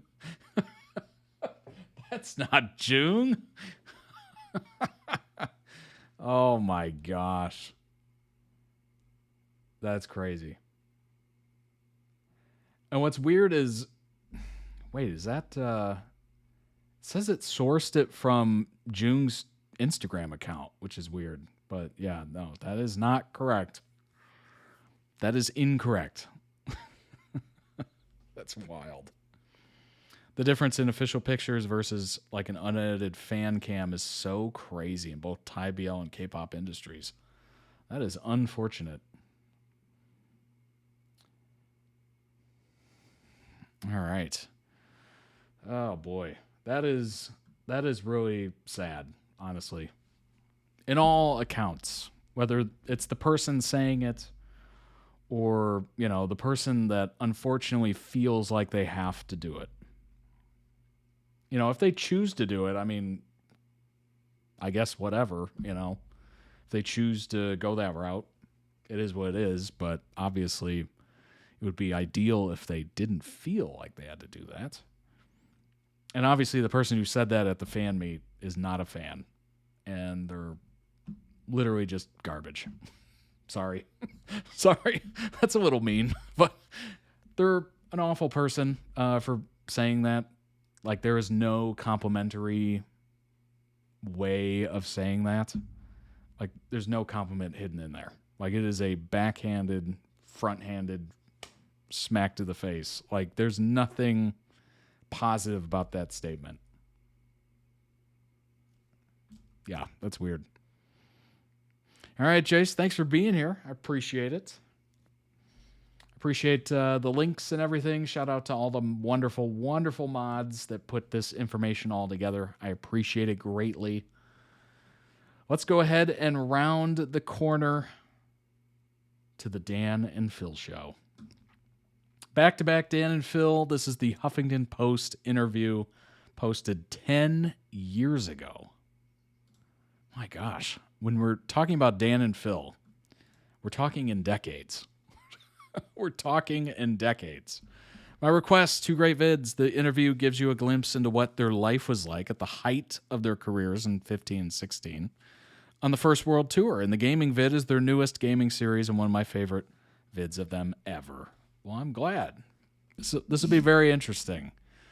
I can't remember. I probably saw them on the React channel, the Fine Brothers React channel, for like half a second. In probably close to this, 2016, maybe? I can't even remember, honestly. It might have been around that time. Which was crazy because it was like a drive-by, Dan and Phil. It's like, I saw him for like a 2-second clip, and then I was just like, on to the next. No idea. They made a funny comment. It was edited in, and I was just like, oh, that was funny. And then I never saw him ever again. It was crazy. Now, looking back, I'm like, geez, that was like a weird like drive-by. Drive-by joke. I've heard of people in K-pop and Thai industries being recommended or pushed into using lightning methods by managers, etc. It's wild. Which is especially icky, gross, disgusting, because they obviously want to make as much money off them as possible, and they see that as the way to do it, which is... yeah. That's the first sign to dump the manager. Don't feel bad. I somehow missed them throughout the entirety of their career and was only peripherally aware of them. Then after the hard launch, I became a hardcore fan. Yeah, it's kind of crazy, isn't it? If you weren't aware of Dan and Phil, who were basically running YouTube for a hot minute, right? Like, it feels like you missed out on something. And now watching it back, it's like, dang, they were good from the jump. They were hilarious from the jump. Remember Phil before Dan? That's interesting. You know, it's kind of interesting to hear everybody's origin story of how they came across these two.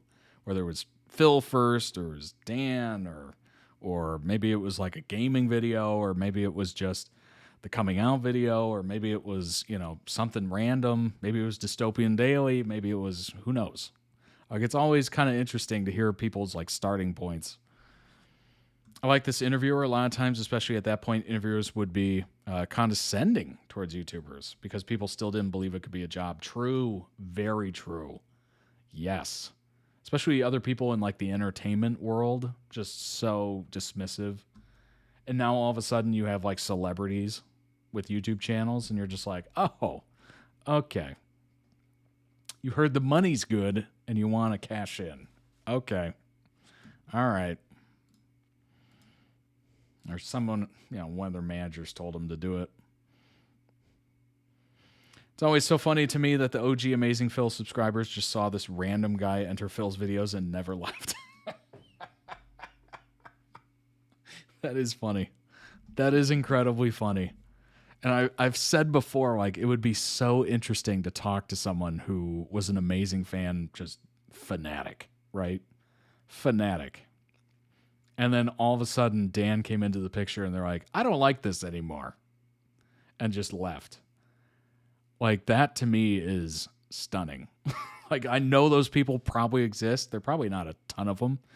But, you know, the people that wish Phil would go back to just do solo content, like, they got to be interesting to hear from. Something, I don't know. It's like they're going against the grain, going against everybody, it seems like. But it's hilarious to me. It's funny seeing them sing so far apart from each other, right?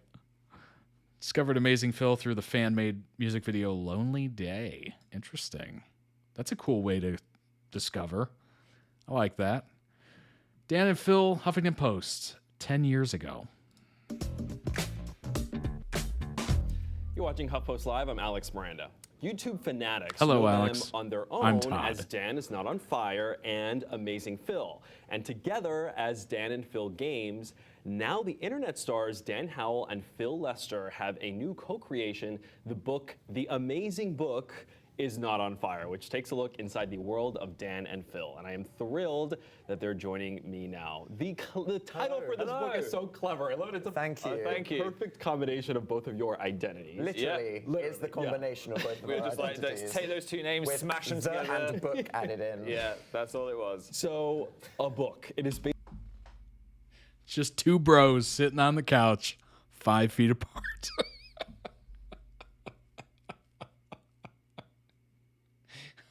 I'm waiting for a knee slap or a shoulder slap or, you know. It's basically the opposite of the internet in many ways. You can hold Yes, it. It's a heavy one. It's a real thing. This is chock full of a lot of information about you guys. Thank you. So you say in the book that the reason why you wanted to write it was because the internet may be deleted one day. You never know. Or, right, a meteor could destroy the Earth. You never know about these No. things. Yes. Aside from those reasons, why the book? I don't know. Was that foreshadowing AI? I don't know. Might have. Very little knee slapping or shoulder tapping here. Well, it was a fun creative Nothing was challenge, safe. wasn't it? I mean, going from, you know, self-producing videos. Oh, the in table your between apartment, them, which is yes. us, and we've done a few things like radio shows and things on stage. A book was something that we'd never tried before. We were excited for that. But as you said, there is something about it being a physical object that's different from the internet. We wanted something that would last, really, because what we've been through together over these years, the whole story of Dan and Phil and our followers out there on the internet that have supported us, we wanted to make the book to give them a physical object that could be, hey, you know what, meteor strike could happen, internet could be deleted, but at the end of the day, you'll still have this book to remember the good times. And there's so many stories we wanted to tell as well, like awkward university stories, high school life, and just things people could relate to. But then also moving into YouTube, how it all happened, and then actual advice for how to be a YouTuber for other people as well. Right, and I think a lot of people who are going to pick up this book probably want to know, because you two are some of the most successful YouTubers, period. So what would you say are like the 3 best tips for people getting into the game today? Because it's different than what it was before. Yeah, I Much mean, different. before it was just like set up a webcam in your bedroom and just talk about anything you want, and then you didn't know if anyone was going to start watching it. But now, I'd say my advice would be to make something you would want to watch yourself. Like, just make something you would enjoy, so then you'll look like you'll enjoy doing it. Don't think about what can I do to be big. This feels wildly meta. The people working in the background, right? That's so funny. It reminds me of Spaceballs, or no, it reminds me of the Avengers, where I think it was Robert Downey Jr.'s Iron Man, who was just like, "You're not even working. We see you playing." I don't know what he was playing, playing some game or something on the computer. They're making that couch look so small. True. Look at how they're towering over the interviewer.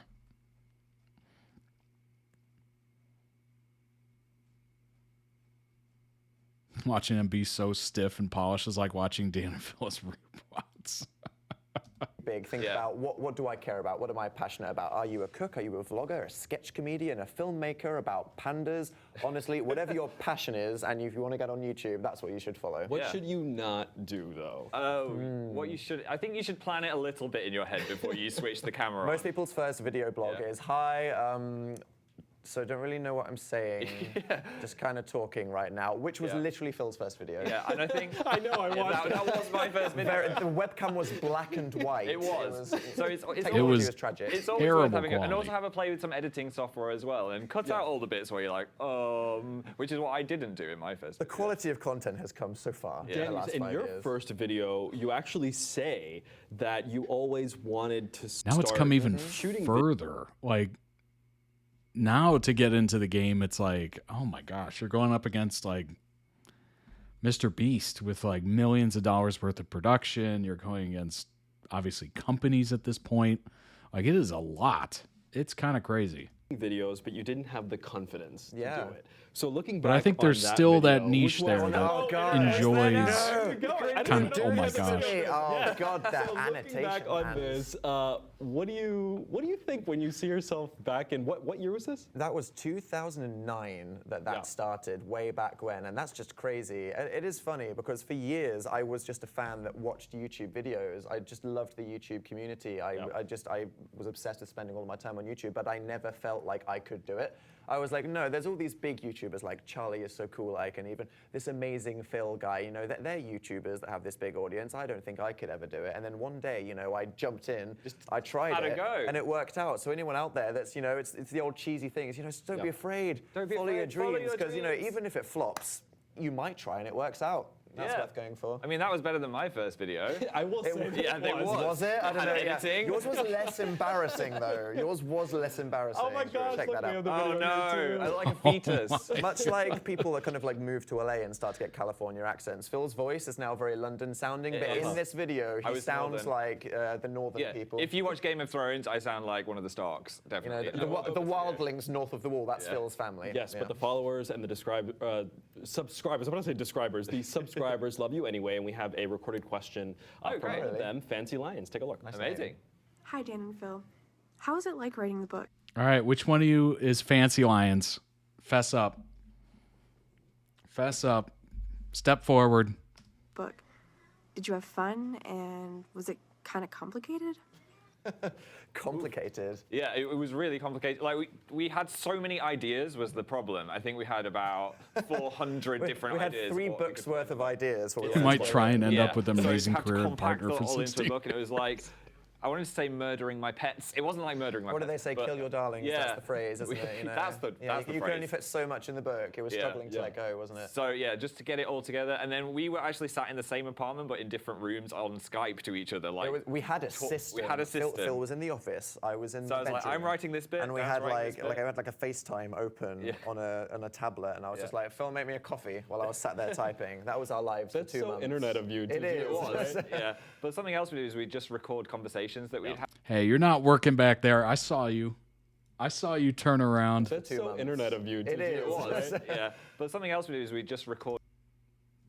Right there. He was checking to see if fan was real. I like the video they did showing the creation process of making the book. That's awesome. That's cool. It'd be interesting to find out what kind of well, I mean, I guess they did FaceTime over a tablet, which is kind of interesting. But I wonder what they left on the cutting room floor and if that ever got published in anything else or if it just got cut. Maybe a future book. Record conversations that we'd have. And Foreshadowing the then we hard could just launch transcribe, call. like the funny parts from that as well. But it's also, it's not set up just so people can, like, you know, tell and see. I mean, it's not set up like a normal book. I mean, it's, it's every page is something different. Like, take a look at this. It's like illustrations, then it's something else. I mean, it's just, and then it'll be like a typical, you know, actual, actual page with just text.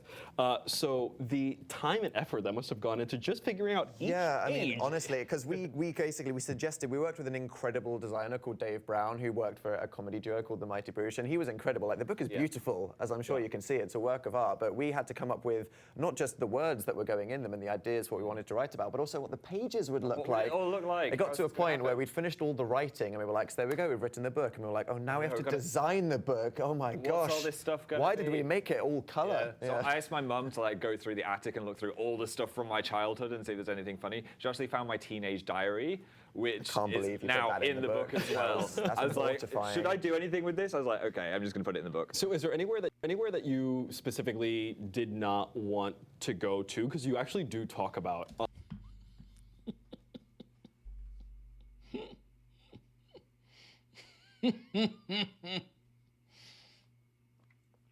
Yeah, I would say probably. Well, it's funny you ask. I mean, a lot of things, a lot of embarrassing, not so embarrassing things also. I think, where was the cutoff? Well, I think the thing is with YouTube is that, and social media, a lot of people say with Instagram and stuff, there's this pressure to kind of make your life look perfect and to only talk about the good things, share the successes, this, that, and the other, and that can make you go a bit crazy. But I think what YouTubers have shown is that if you actually open up about your insecurities and your flaws and just, you know. That would have been the most, this would have been the most viral interview of 2015 for sure. Even the funny, terrible anecdotes of horrific things that happen to you, people like that. You know, it's refreshing and it's honest for someone to say, here are the things I worry about, or here's something really terrible that happened to me in high school. I'm going to put it in a book for you all to laugh at. I'd quite like people to learn from my mistakes as well and be like, wow, Phil did that in that's university. important. I'm like, I made so many mistakes. Just don't do this. There we go. Well, look, I want to get back to the HuffPost Live community. Kira has a question about working on videos. Well, actually, we've been dating for 8 years. Hello. That would floor people.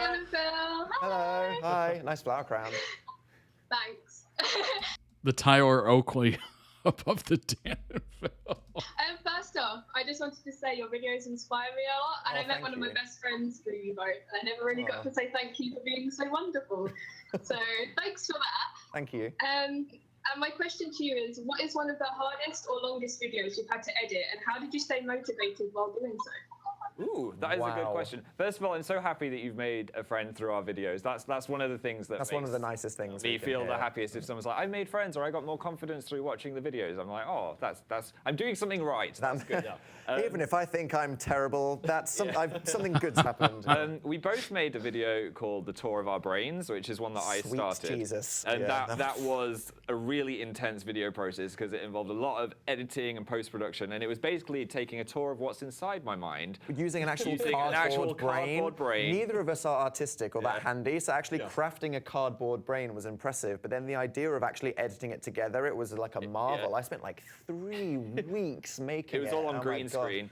As well, and we also made the promo for the book as well. Yes, we decided to release our book in kind of like a Beyonce style, but just going, you haven't heard about this. Surprise! We've made a book with an amazing trailer that we worked on with a proper film production company, and we spent months working on that video. Yeah, we did. But it's, you know, when we see it at the end of the day and people say that they love and appreciate it, we get satisfaction as well from making things. And then, that take Phil, you get your ideas from the shower, right? As do I. Why is it such a good Why is it that happens? I don't know. I think it's a time when you're just like switching off your mind and not really thinking about anything. Just scrubbing yourself. I totally agree. He is so locked in right here. It's crazy.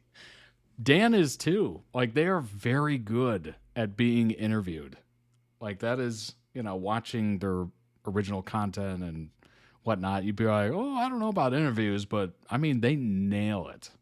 It's very impressive. It's a totally different skill to be able to sit there and come up with these wonderful answers and thoughtful answers and just play back and forth basically with the interviewer. It's phenomenal. It's nice and warm, and then you're just like, oh, where did that come from? I don't know how that happened. It lets the mind wander. Don't reveal random secrets. Yeah, it does. That's it. Dan, how does it work for you? Where do you get yours? Oh my gosh, I just like lie face down on the carpet thinking about life and then go, wait, I need to turn this into something 3 minutes long and relatable. There you go. And after like a week of worrying about it, maybe there's a video at the end of the tunnel. Yeah, a lot of it also comes from actual real life experiences, doesn't it? Yeah, everything is inspired by I mean, some of my videos I've planned for weeks. Some of them I wake up on the day that they happen and I'm inspired to make them then. Like I made a video ranting about spoilers recently on my channel, and it was one of those videos where I woke up and someone tried to link me to like the Mockingjay trailer, and I was like, I don't want to see what happened. Spoilers. You know what? I'm going to make a video talking about spoilers, and I filmed the entire thing in one day. So inspiration can just come and go, can't control it. Yeah. Well, now you're here in America, in New York. What's going to be the video that now you've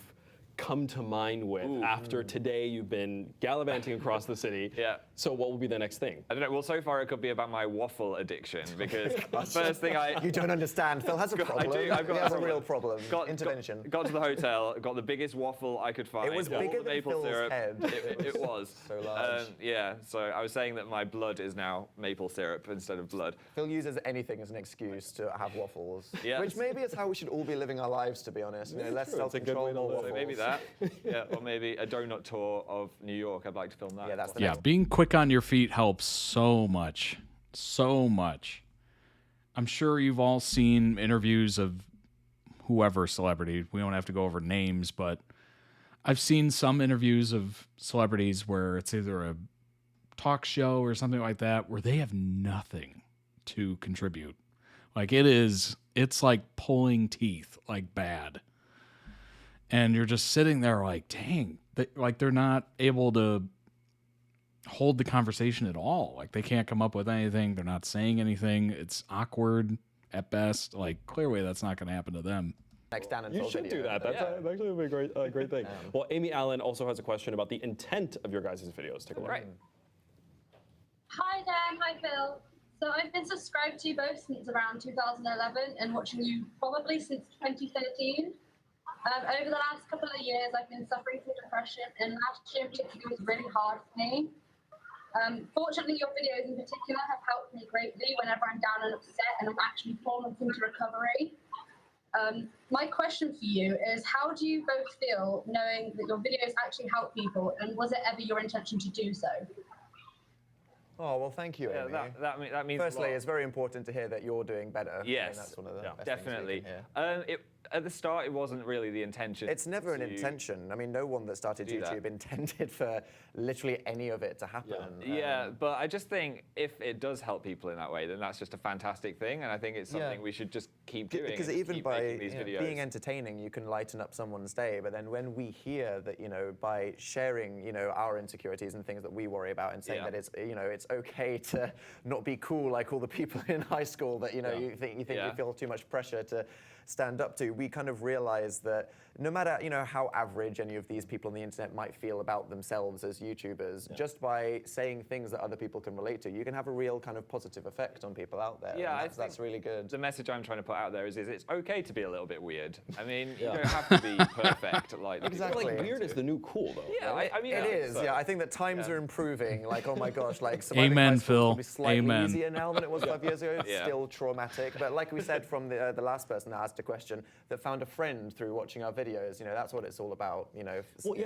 that goes to this idea that I think is so amazing about YouTube and internet stars it's like this community that forms around you that you would have never, and then these people become friends with each other with the shared interests of the two of you guys. I mean, when you really think about that. It's crazy. Yeah. It's crazy. It's amazing. Yeah, so many people tweeting us on Tumblr and stuff, and they've all got their own little community, or it's not even a little community anymore. It's so big. Massive. Yeah, it's massive, and that's just... It's wonderful. It's very appreciative. so nice to see.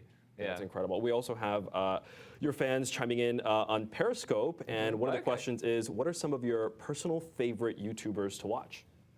Oh, well, we've got all of our friends. Oh my gosh, do we have to name drop everybody? To name drop all of our friends. They're going to be We're crossed friends off with all so the many YouTubers now. Christmas lists now.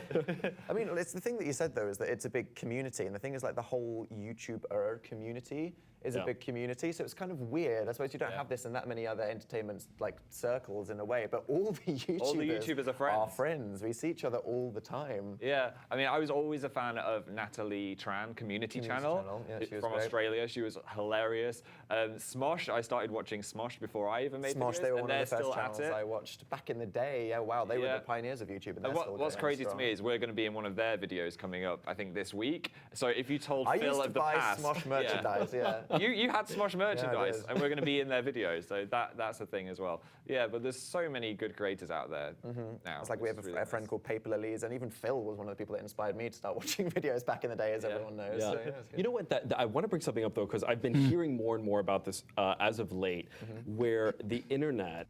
That's got to be something crazy to grow up watching a channel like Smosh and to then be in a Smosh video. That's got to be such a full circle, out-of-body experience of like, wow, I'm in a video that I would have watched when I was however young, just sitting in a bedroom, you know, door closed, turning off the world kind of thing. Maybe I just got out of school. Now you're in the video. You're with the people. That's so crazy. That's so nuts. In Dan's Pride video, he talked about how hard it was for him to hear fans thank him for being authentic when he wasn't able to be truly authentic at the time. I'm sure he would have loved to explain just how much he could relate in that moment. True. This is during the British vlogger boom, where all the British people were blowing up, and collabs were everywhere, so Dan and Phil were kind of lumped in with them. Interesting. Yeah, I recently became aware of the, oh gosh, what is it called? It's like the British, darn. I can't remember what it was called, but it was like a group of British YouTubers. Brit Crew, yes. The Brit Crew. That I literally completely missed all of that, had never heard of it, you know, at all. And then I got introduced to it, and I started watching like a documentary that was made on it, and I started like checking out some of their channels, and like, wow, these people have been around for a while, and now they're older, obviously, and it's crazy how big a place YouTube really is. Like, I had no idea these massive British YouTubers were in the Brit Crew, and obviously Dan and Phil even. And I'm sure whatever country you could think of, there's huge YouTubers that none of us have heard of. And that's the crazy part. It is such a large space, and you kind of lose track of it because you get like sucked into your algorithm, and you're just like, well, these people exist, and then that's it. And then you start getting random videos, and you're like, oh, I guess this is a larger community than I thought. Like, there is a ton of creators. It's kind of crazy. And the fact that there's so many creators with so many subscribers and viewers that you've never heard of is just mind-blowing. Mind-blowing when you see it. Because you'll just check a random channel out. You know, maybe you got requested a video, or requested. Maybe you got, speaking from experience, maybe you got shown a video or something like that, and you're just like, oh, wow, there's a lot of views on here. Then you look at their channel, and they have like 20 million subscribers. You're like, what? Who is this? Oh, my gosh. Imagine watching Amazing Phil, and then one day you get to date him. That's crazy. All right, that takes the cake. That's crazier. And then to have Anthony Padilla just staying at their house when he visits the UK. I mean, that's got to be such a mind like melter. Like, that's crazy, right? Like, whoever you watch, you know, that you've watched for years, huge YouTubers. Imagine that they're spending the night because they're in town. Or, you know, you start dating somebody watched in a huge channel for years. Like, that is insane when you just think of it like that. I'd put money on them collabing with Smosh even when they're in California. Yeah, absolutely. My Hispanic family members are always mentioning YouTubers that I've never heard of, and they're always surprised because they have millions of subscribers. Yeah, isn't that wild? Every country seemingly has their own, like, Mr. Beast kind of thing, where you're just like, this channel exists? And you look at it, and it's just massive. Huge. It's really crazy. It really is.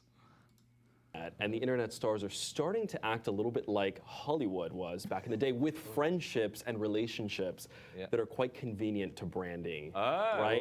Is it? And I want to know, because you guys are in the center of this. Is it true? I don't go outside. Like, I collaborate. I never collaborate with anyone. It's called collaborating, where you do. And the thing is, like, you can look at it like, look at them. They're just trying to, like, share the audience. But, like, honestly, people on the internet probably don't have that many friends. Everyone is actually friends, all these people that make videos together, especially all the vloggers. It is like a big family of people. I was about to say Dan's really an actor, and I don't even know who he is. No, yeah, this is all It's not stage. real. Yeah. We're owned by, like, CBS or something. Well, Holly has a question about working with each other, speaking of which. Okay. Hi, Dan and Phil. Hello. Hi. It was amazing seeing you on, like, my laptop for 6 years. Thank you. Sorry for the My procrastination. question for you is, if you have creative differences, how do you handle them? Oh, fist fights. Yeah, we fight to the death. It's like the Hunger Games in our house. No, I think we... Could you imagine being fans? Oh, man, these are dying quicker and quicker. Could you imagine being fans of Dan and Phil and then getting to speak to them live in an interview? What would you ask them? We always just talk. What the heck would you ask them? Come on now, connect.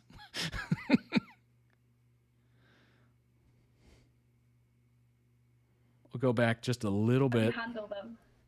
Oh, fist fights. Yeah, we fight to the death. It's like the Hunger Games in our house. No, I think we always just talk. If we have actually like very the Hunger different opinions Games. on loads of things. Yeah. So we'll just talk it out and say, how do you think this would work?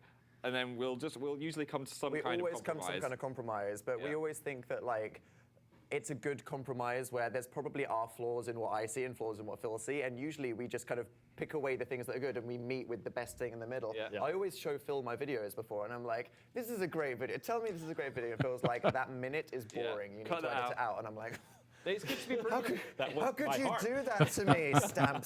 But it's important. You know, it's just good to have a friend that can be there to help you. So if we do hit a wall, the best thing is just a Mario Kart race. Yeah, nothing works out tension. Nothing works out like better a than slam down on a game.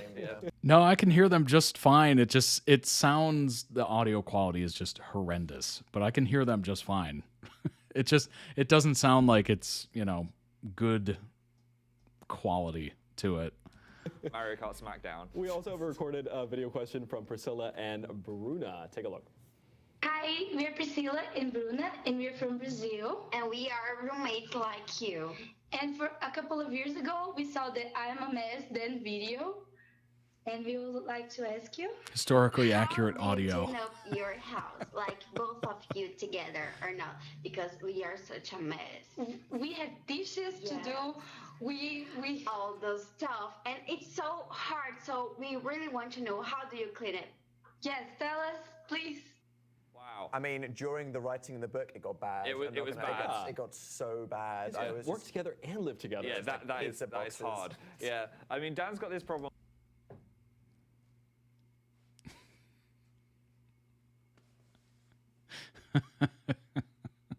It's so weird to watch this now.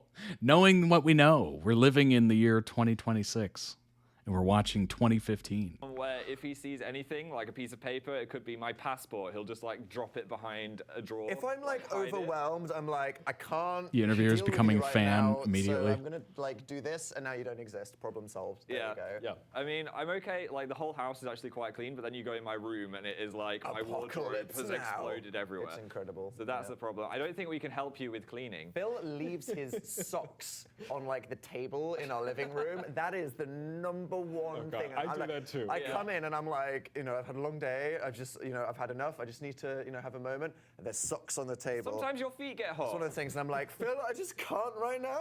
Like, sort this out. Stop leaving your socks on the table. Yeah. How has the friendship and the professional collaboration evolved though throughout the years? Because now you guys do live together. Yeah. It must Typical have changed, podcast and you guys are episode. getting older too. So how would you describe that evolution? I mean, it's just fun. We have all the similar interests, which is so important for roommates, because you can't have someone like blaring out episodes of Buffy the Vampire Slayer at 2 a.m. when the other person isn't interested. But Dan is interested. Thank God I am, and that's good. And I think that we've gotten better at being entertaining over the years as well. I think so. It's good to spend so much time, because I mean, being ourselves and entertaining just requires us to kind of be stupid, and we do so much of that. Yeah, and it's in a way, day to day. Roommates, the friendship, it's just all. It's just quite a learning curve as well, because always working with someone. Because it's true, right? They are roommates, technically. And they are friends, technically, yes. But it's just that little, tiny, microscopic detail. It's going to be quite a challenge, but I think we're both quite good at it. There's so many incidents that it's important to keep our lives like a sitcom, so we never run out of material. That's very true. That's true. Honestly, our lives are a joke, and that's the point. But now it's resulted in a book. I mean, you're doing obviously many things right. Kringle is writing into us as well. Did you find your market, or did your market find you? Did you sell it, or was it whisper? If you build it, they will come. How do you think the order of this has? I love like market as if we had any plan at all. Like people on the internet, like back before social media really boomed with like Twitter and Tumblr. Yeah. It was literally just YouTubers, like were just creative people making whatever they wanted to make it to just send it to their families and friends. And it was really only like once the YouTube community built up over the years and websites like Twitter and Tumblr came into existence that any sort of audience really started to exist for anyone. So it's just, for all the people that are kind of like the big YouTubers now, they were just making what they wanted to make, and the people that found it interesting came along and watched it. I think so. It's that one. I think they just found us. They found us. Yeah. You were saying that the YouTubers are often legitimately close friends. Yeah. Do you ever find any competition between them? Ooh, it's always. Or is it like an inspiring? It's inspiring competition. Yeah, I mean, you look at someone and they got like 20 million views on a video, and you'd be like, wow. It's crippling for your self-esteem. How did that happen? I mean, I'm sure like any mental health expert would say it's terrible to be like statistically compared to all of your friends all the time. But as we said, like, it's inspiring, and because you're all friends and everyone helps each other out, it's like someone else's success ends up being your success at all. And people always, what do they say, team internet? Team internet. Really, it's like the more successful one person. This is the most PR answer to this question I've ever heard, and it's brilliant. It helps everybody, and thankfully it's a really great situation to But be you're in. already, I wouldn't say moving past the internet, because clearly this is the career that you guys have started and are really building upon. But somebody on Periscope wants to know, what do you want to do after YouTube? So maybe what do you want to do in addition to YouTube? Yeah, I mean, we've just been on tour throughout the UK with a full stage production. We did a stage show, like a proper theatrical production. And we've done 24 of those shows, so we'd love to bring that to the US, and we'd also love to take it worldwide as well. Because that was obviously really fun. YouTube is worldwide, we're British, but obviously we have a big American audience, and we've made this amazing stage show, and we've had just the time of our lives meeting all our audience in the UK. So our immediate next goal is, let's try and take this show to as many places as we can around the world. Yeah, and it's so different from just making a video in your bedroom to having an actual audience that are reacting live. It's just such a different It's beast. been wonderful. But yeah, I don't think YouTube's going anywhere. No. Nobody Again has and any idea again. what's happening. Who knows? YouTube is brand new. The rules are being written as it goes along. No one has. You should only compare yourself to your past self. Very true. Very true. Sometimes it's hard to do because you can't help but look off another person's screen or look off another person's life and be like, what are they doing over there? Like sometimes the curiosity kind of gets you somewhere, but yeah, it it is better to compare yourself to your past self for sure. I totally Any agree. idea what's happening, so I'm just going with the flow. We're the test subjects. We'll see what happens to us. Would you guys ever consider a move to the States? Oof. I keep saying oof. What is that my new noise? That's a good one. It's like, damn, meaty question. Yeah, that was a good one. I love New York, actually. It's slightly Londony, so I don't feel like it's too foreign. Are you more New York than LA? I think I am.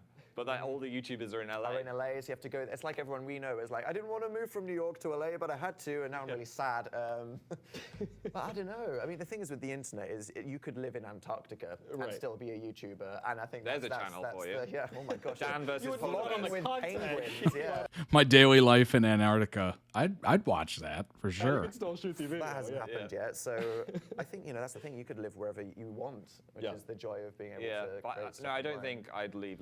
I watch vlogs from people of all over the world. Like, it's all fascinating to me because it's, you can watch people from places you've never lived. You can watch people from places you've never visited. You can watch people from places you've never thought of visiting. You can watch people from places you've never heard of. The possibilities are endless. It's really beautiful. And you get to see what life is like for, people that, for the most part, live a very different life than you. And it's eye-opening. It really is.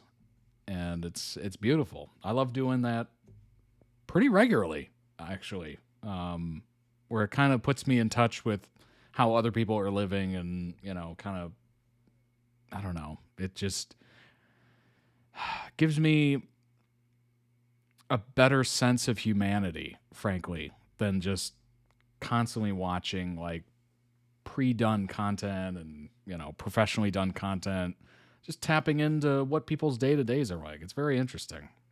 Whether it's a get ready with me, whether it's a, my daily vlog, whether it's going off to university or whatever in some random country, it's all different. It's interesting. I also like the travel vlogs where they go and live as the locals for a few weeks. That's cool. I like that. That's nice. I've been watching like marathon vlogs where they film themselves do like crazy ultra marathons and stuff. Like just stuff I've never heard of or never had any interest in doing myself. But it's cool to see what the experience is like. London anytime soon. Their necks look so long. Dan and Phil over here just giraffing it. This is true. That's right. And we were talking about what you would do past YouTube, but you guys were already on BBC One Radio. What is the difference? You talk about this in the book, and especially in the lovely experience you had with One Direction, which was a hilarious story to read. That was one of the first interviews we ever did, by the way. We had no experience. We were told the day before, you're going to meet One Direction tomorrow, and we were in a car, like, trying to write questions. I was getting really travel sick. Still has really bad travel sickness. I was like, am I going to throw up all over Harry Styles? I don't know what's going to happen. It's one of those things, though, where any traumatizing story for us just ends up becoming an anecdote to write in a book. So that's, it's a good position to be in. That's such a crazy concept. So sad over Zayn's exit from the group, considering the allegation that you make about him in the book, which I would like you guys to share. Thank you. Well, I had like. Oh my gosh, Zayn had just left the group. That was like recent news. Because you know how there's like moments where everybody's tweeting about things? I had the most popular tweet on the day of Zayn leaving One Direction. You did. It is weird imagining them in the same room. Without 1/5 of your heart. Thank you. Thank you. Yeah. I spent like 2 hours thinking about it. I'm not going to lie. It was good. Yeah, I was sad to see devastating. him go. But I was also like, good for him. Yeah. But also, See what he does next. we could just turn this into like a conversation about One Direction if you want. I have opinions. Well, we have another recorded question from Prince Eileen. Take a look. Oh, nice. A real Prince. Hi, Dan and Phil. I just wanted to know, if you could go back in time and tell your younger selves one thing that was going to happen in the future, what would you tell them? Ooh, I was just talking about this today. That could create a paradox and destroy us all. So maybe don't do that. It's one of those That's such a good question. things where if anything was different, I don't know, just because obviously everything is so fantastic for me and Phil right now that I think like obviously all the pain led to, they say that, it's like everything you go through makes you who They you are tower today. over Like, One obviously, Direction. if That's any so part funny. of my life was successful leading up to this point, then I wouldn't have any funny stories to tell anybody. So I'd have said, just don't do anything different. I would actually tell myself to just be less afraid of trying some new things. Yeah. Because, like, say when I started university, I was really shy, actually. And there was loads of these clubs, and I was like, oh, I'd love to go to some of these clubs. But I didn't, because I was like, oh, what if no one likes me when I get there? There's new people. Yeah. So I'd just be like, Phil, come on, stop being silly. You go try something, and you never know. If you don't like it, you can stop going to it or whatever. Yeah, and I spent that kind of year and a half at law school wondering what I was going to do with my future before, I hit the wall and then decided to, drop out and follow my dreams. streams, and not that that's the answer for everybody, but definitely it's to kind of think about what makes you happy and pursue that with your future. Yeah. Phil is Love Eyes Lestering so hard. Well, that is a perfect way to end this interview. Oh, thank you. We've had a great time. We're so happy to have you. Thank you. We appreciate it. Thanks so much. Very much. And the amazing book, Whew. Is Not on Fire, is out now. Go check it out. Made it. I wonder what he found that he loved, right? I would tell my younger self to stalk even harder. I love Eyes Lester. Beautiful, beautiful interview. Loved it. I do think they looked at each other more than the interviewer. They did. One thing I noticed that I was watching was that Dan was looking at Phil way more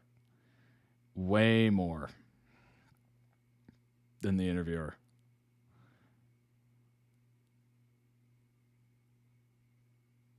Like, as soon as the question would come out of after Phil would answer or Dan would answer, he would look at the interviewer and then look back at Phil. And I'm like, I noticed it a couple times, and I'm like, I was like, the signs they're giving signs. I can see them. I can see them with my eyes. All right, let's go ahead and pull up a couple of TikTok videos, shall we, before we kick off into the Tomodachi life. I can't wait for that. That's going to be amazing. This interview just showed how incredibly good they are, which is not surprising. They're really good on their toes, right? They're really good at just answering quick and coming up with beautiful anecdotes that add to it and little funny anecdotes. But they're also extremely good at just coming across very professional, which is hilarious because you look at some of their content and you're like, man, these guys are so like relatable and they don't seem like they're trying to come off super polished. And then you watch the interview and you're like, man, you could show that to like, I don't know, your parents. And they'd be like, oh, who are these nice young men? like, and then you show them an episode of the Hard Launch and they're like, oh, it's really beautiful. It really is.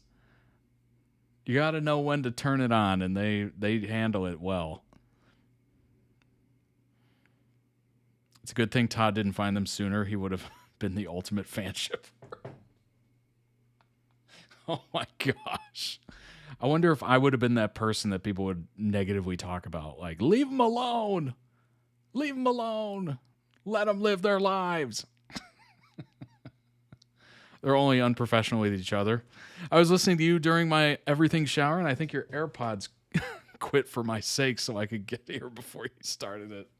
Oh my gosh. I was in such deep trouble when those went down. I had to find something that I haven't had in my ear in years. All right, let's go ahead and play a couple of these, and then we will jump in. 3, 2, 1, Thursday. They're both T's, though. Try harder, Dan. Fine. Something in this room. 3. Wait, no, I'm not ready. That's the game, bro. 3, 2, 1, lava lamp. Oh, we got this. A Pokemon. Right. 3, 2, 1, Jigglypuff. Nailed it. Obvious Pokemon. You cannot keep criticizing me. Just take the wins. Okay, I'll take it. Name a woman. 3, 2, 1, Hillary Clinton. Harris. Thank God. Thank God. Why Hillary? Dan or Phil? What? 3, 2, 1, Phil. No! Big-headed bitch. It's all about you, isn't it? It's not all about you, Phil. And yet so far, day of the week. 3. That's funny. I think something we can all agree is, Phil, I think you actually need to just be less nice. What, I just worry about other people too much? No, but actually too much. But what about the rules? You need to recline your seat. You need to let Dan speak in restaurants sometimes. Okay. Yeah. I'm just going to be an asshole from now on. Do it. Come on, just be selfish. What do you want right now? Assert yourself. I don't know, you muppet. You do what you like. Right, the point of that was for you to assert your needs. It wasn't just to, like, randomly insult me. Dickhead. Okay. I can't do it. I like you really. I like you really. I'm going to say it from this episode. I think something we can all agree Aside is, from Phil, Lady I Gaga. think you actually need to just be less nice. What? I just worry about other people That's too so much. funny. I love that. I like you really. Dan chose Phil. Phil chose Phil as the Lord intended, right? Not everything's about you, Phil. To go to work. And I don't think it should be normalized to sleep with your coworkers. Oh. There is just something about working with someone that just makes them so much more appealing. And I just think it brings a bit of fun to the workplace. Gives us a reason to go to work. And I don't think it should be looked upon negatively. Well, you just made I feel like that Star Wars character. It's a trap. It's a trap. things very awkward in the basement.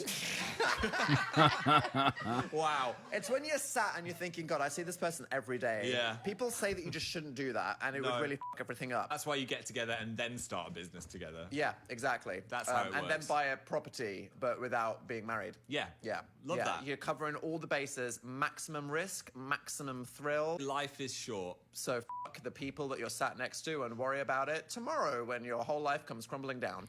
Yes. It's probably a wise way to do it, but I agree with the sentiment. Yeah. It's sexy, it's mysterious. What's going to happen next?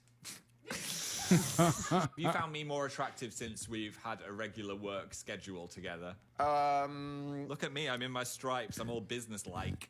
Totally. Yeah, there's something about you on this podcast talking about piss for 35 minutes that really gets me yearning for the good old days. Oh, yeah. Thanks for joining us. This was very pissy, I'm sorry. It might have actually been a record. It should be normalized to sleep with your coworkers. Oh. That was a wild phone call. They went straight to the source. They did indeed. They did indeed. This must have been one of those moments like when Dan and Phil were watching Heated Rivalry and they're like, we relate. We relate. There is just something about working with someone that just makes them so much more appealing. You know what? I'll give it to Erin. She knows what she wants and she lives that lifestyle, you know? Good for her. That is, you know, that is a choice, as they say. That is a choice. I was always told, don't do it. Don't do it. Not where you earn your living wage. Because that can backfire brutally. But, hey, a lot of couples meet at the workplace because there's not a lot of time outside the workplace to meet people these days. Like I get it. Like you come home from work and you're just like, you know, you pass out. You eat a little dinner or something like that and you go to sleep. Like it's tough. It's tough out there. I think HR has to approve. Phil. Oh my gosh. All right, let's jump into this. Let's do it. Dan and Phil play Tomodachi Life. Oh boy. What kind of eyes he has. Did Dan and Phil disclose their relationship to HR? That's the beauty of owning your own company. You don't have to do anything. How many U.S. adults meet their spouse at work? Approximately 7 to 11% of married U.S. adults met their spouse directly through their workplace. The office used to be one of the most popular places to find a partner, accounting for nearly 19% in 1990. So it's gone down. Interesting. The rise of online dating apps and shifting corporate cultures have steadily decreased this number over the last few decades. Interesting. I thought it would go up, not down. Because they didn't disclose it to anyone else. Oh my gosh. So it's like 10%. That's not as high as I thought it would be.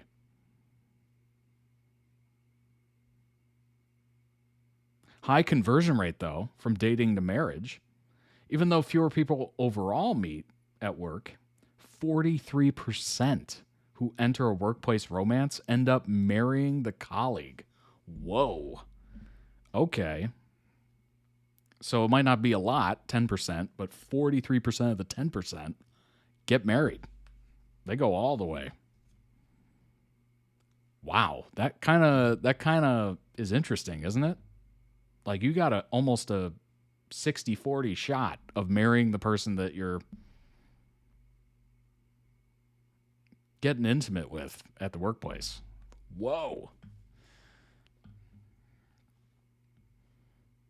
That was a visceral reaction to online dating app mentions. It is. Because it is a nightmare. 50% end in devastating divorce. That would be, honestly, that would be devastating. Absolutely devastating. Imagine having to see that person, like, constantly. Oof. Oof, that'd be brutal. Oh, this is interesting. How couples met from 1930 to 2024. Friends and family in the lead. School going down rapidly. Coworkers coming up. Coworkers coming up. Oh, bar and restaurant coming up as well. Okay. Going out to drinks with a coworker. That's like doubles your percentage right there. Neighbors. Neighbors? Married my neighbor. Interesting. Oh my. Here comes online. Oh boy. Oh wow. Okay. Well. Holy crap. It's 61% online? Oh, that's crazy. I didn't know that. Dan and Phil. There you go. They met online. Holy crap. That's something. That is fascinating. Sorry for the detour, but that was crazy. 61%. Holy crap. All right, Tomodachi life. Here we go. Fell in love in the online category. We fell in love in an online place. I know a former couple who started working at this job together and then like 5 years in got a divorce and continued to work together for a few years. Like it was a small staff of 10 people. Oh, gosh. Oh, I guess if you end it amicably, that's not that bad. But for the most part, I would assume marriages don't usually end amicably. Or maybe they do. Maybe they do, and I'm just being a cynic. But I don't know. The press is bad. The PR is bad for divorces. It seems like it's kind of vitriolic. It was not. They were both stubborn. Oh, God. Oh, that's brutal. That's brutal. Oh, my gosh. And then you're just fuming like, why won't they just leave? I was here first. Oh, my gosh. And imagine if your ex, whoever, wife, whatever, your ex started dating another person from work. And it was like a small team or whatever. So you had to see them and then both of them together. Oh, gosh. Oh, that's nightmare fuel. Dan and Phil play Tomodachi Life. Here we go. Hello, Dan and Phil Games. What's up? Lifers. Gaming. You're in it for life. It's a horrible addiction. If you live under a rock, Tomodachi Life is a game where you make Miis and then they do things together. And you've been making us do unspeakable things in that game. So many people have been making Dan and Phil and making them do stuff. So I thought, let's make ourselves It's like the do plot of stuff. The Office. The only way to get over the trauma of seeing what other people have done Yeah. is to do it to ourselves. Yes. All right.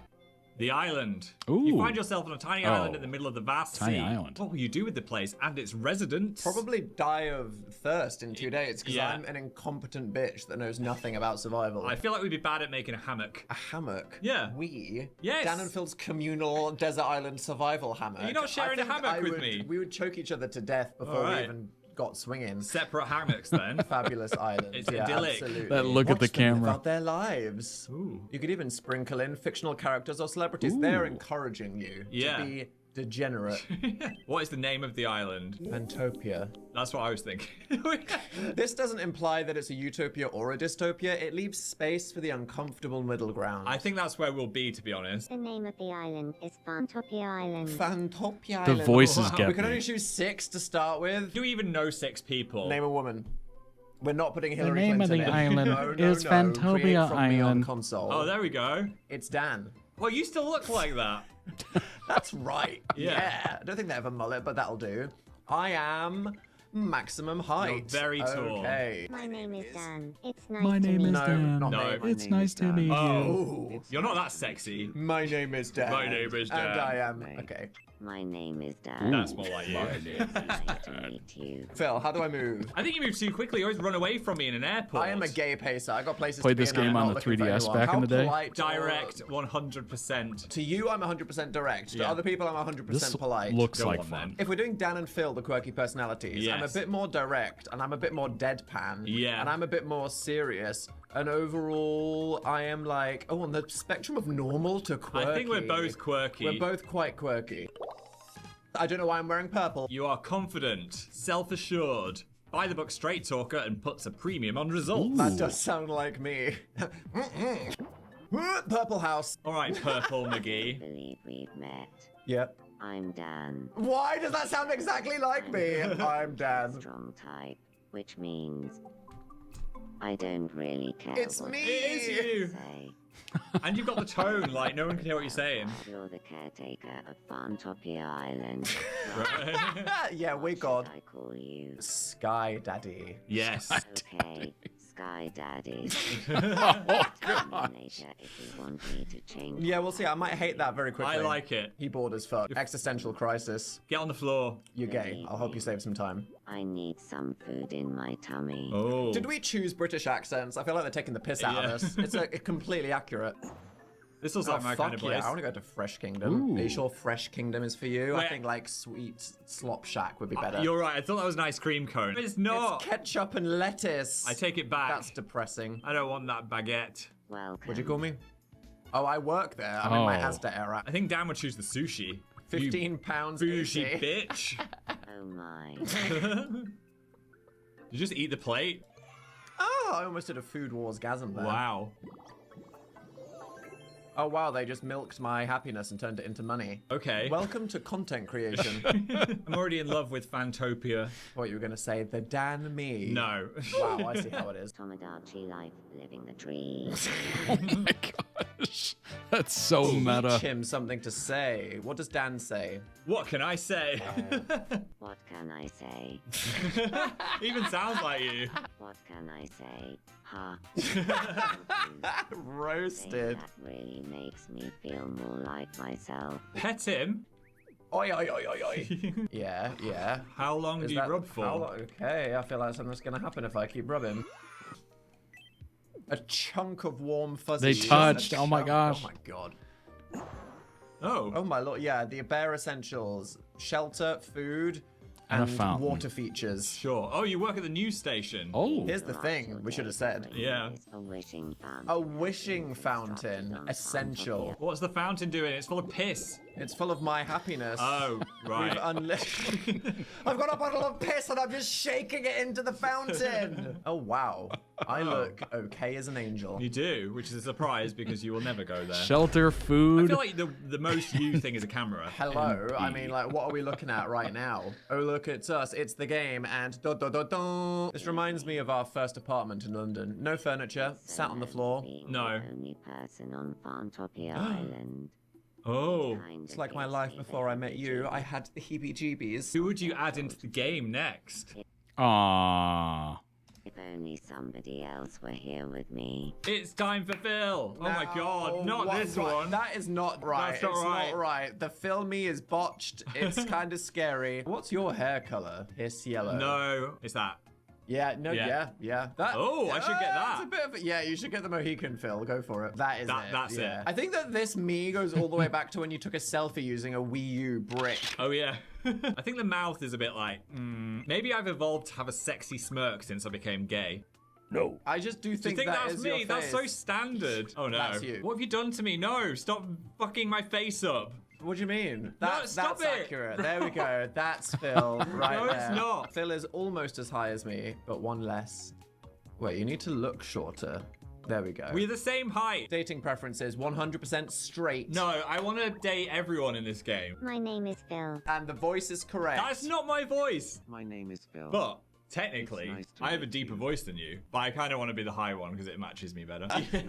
My name is Spiritually, I feel like that should Spiritually. Yeah, I know what you mean. It's like kind of annoying. Phil is a very fucking slow person. I'm not slow. He's not in a hurry to go anywhere. I'm normal compared to you. You're that polite. Yeah. If I'm boring, you're kind of annoying. I am intense. Phil's yeah. And I would say Phil is also very relaxed. I'm a bit too relaxed. Very unserious. And I would also say that you're that quirky. Yeah. Very Does this quirky. make sense to you? This makes sense to me. That makes sense to me. Oh, He's amicable. It's light yellow. He's thoughtful. Oh, look honest, how he's bouncing, innocent, too. And does things at his own pace. Yeah, I'm so innocent. Before Phil came out as gay, he was like, the internet thinks that I'm some kind of freaky, innocent kids TV presenter. So after we come out as gay, I'm going to be like, cocaine asshole, gay asshole, fist, death, cannibalism. I'm just being myself. He's young, fun, Pathetic. full of life.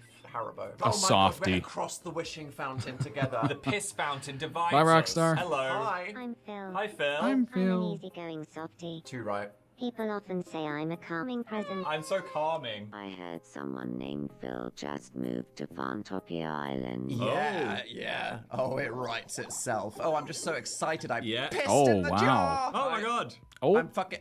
Pick me up by the hair. This is Tumblr for the last 10 years. Hey, Dan and Phil. Bang! Bang. Bang! Bang! Ah, my brain! Oh, no. Bang! Bang! I feel sick! Bang! I'm This is dead. terrible for my mental and physical health! Bang! Get together. Oh. Hi. Oh shit! don't Oh my believe that. What? back up. Nose to My nose. name's Phil. What can I say? Hello there.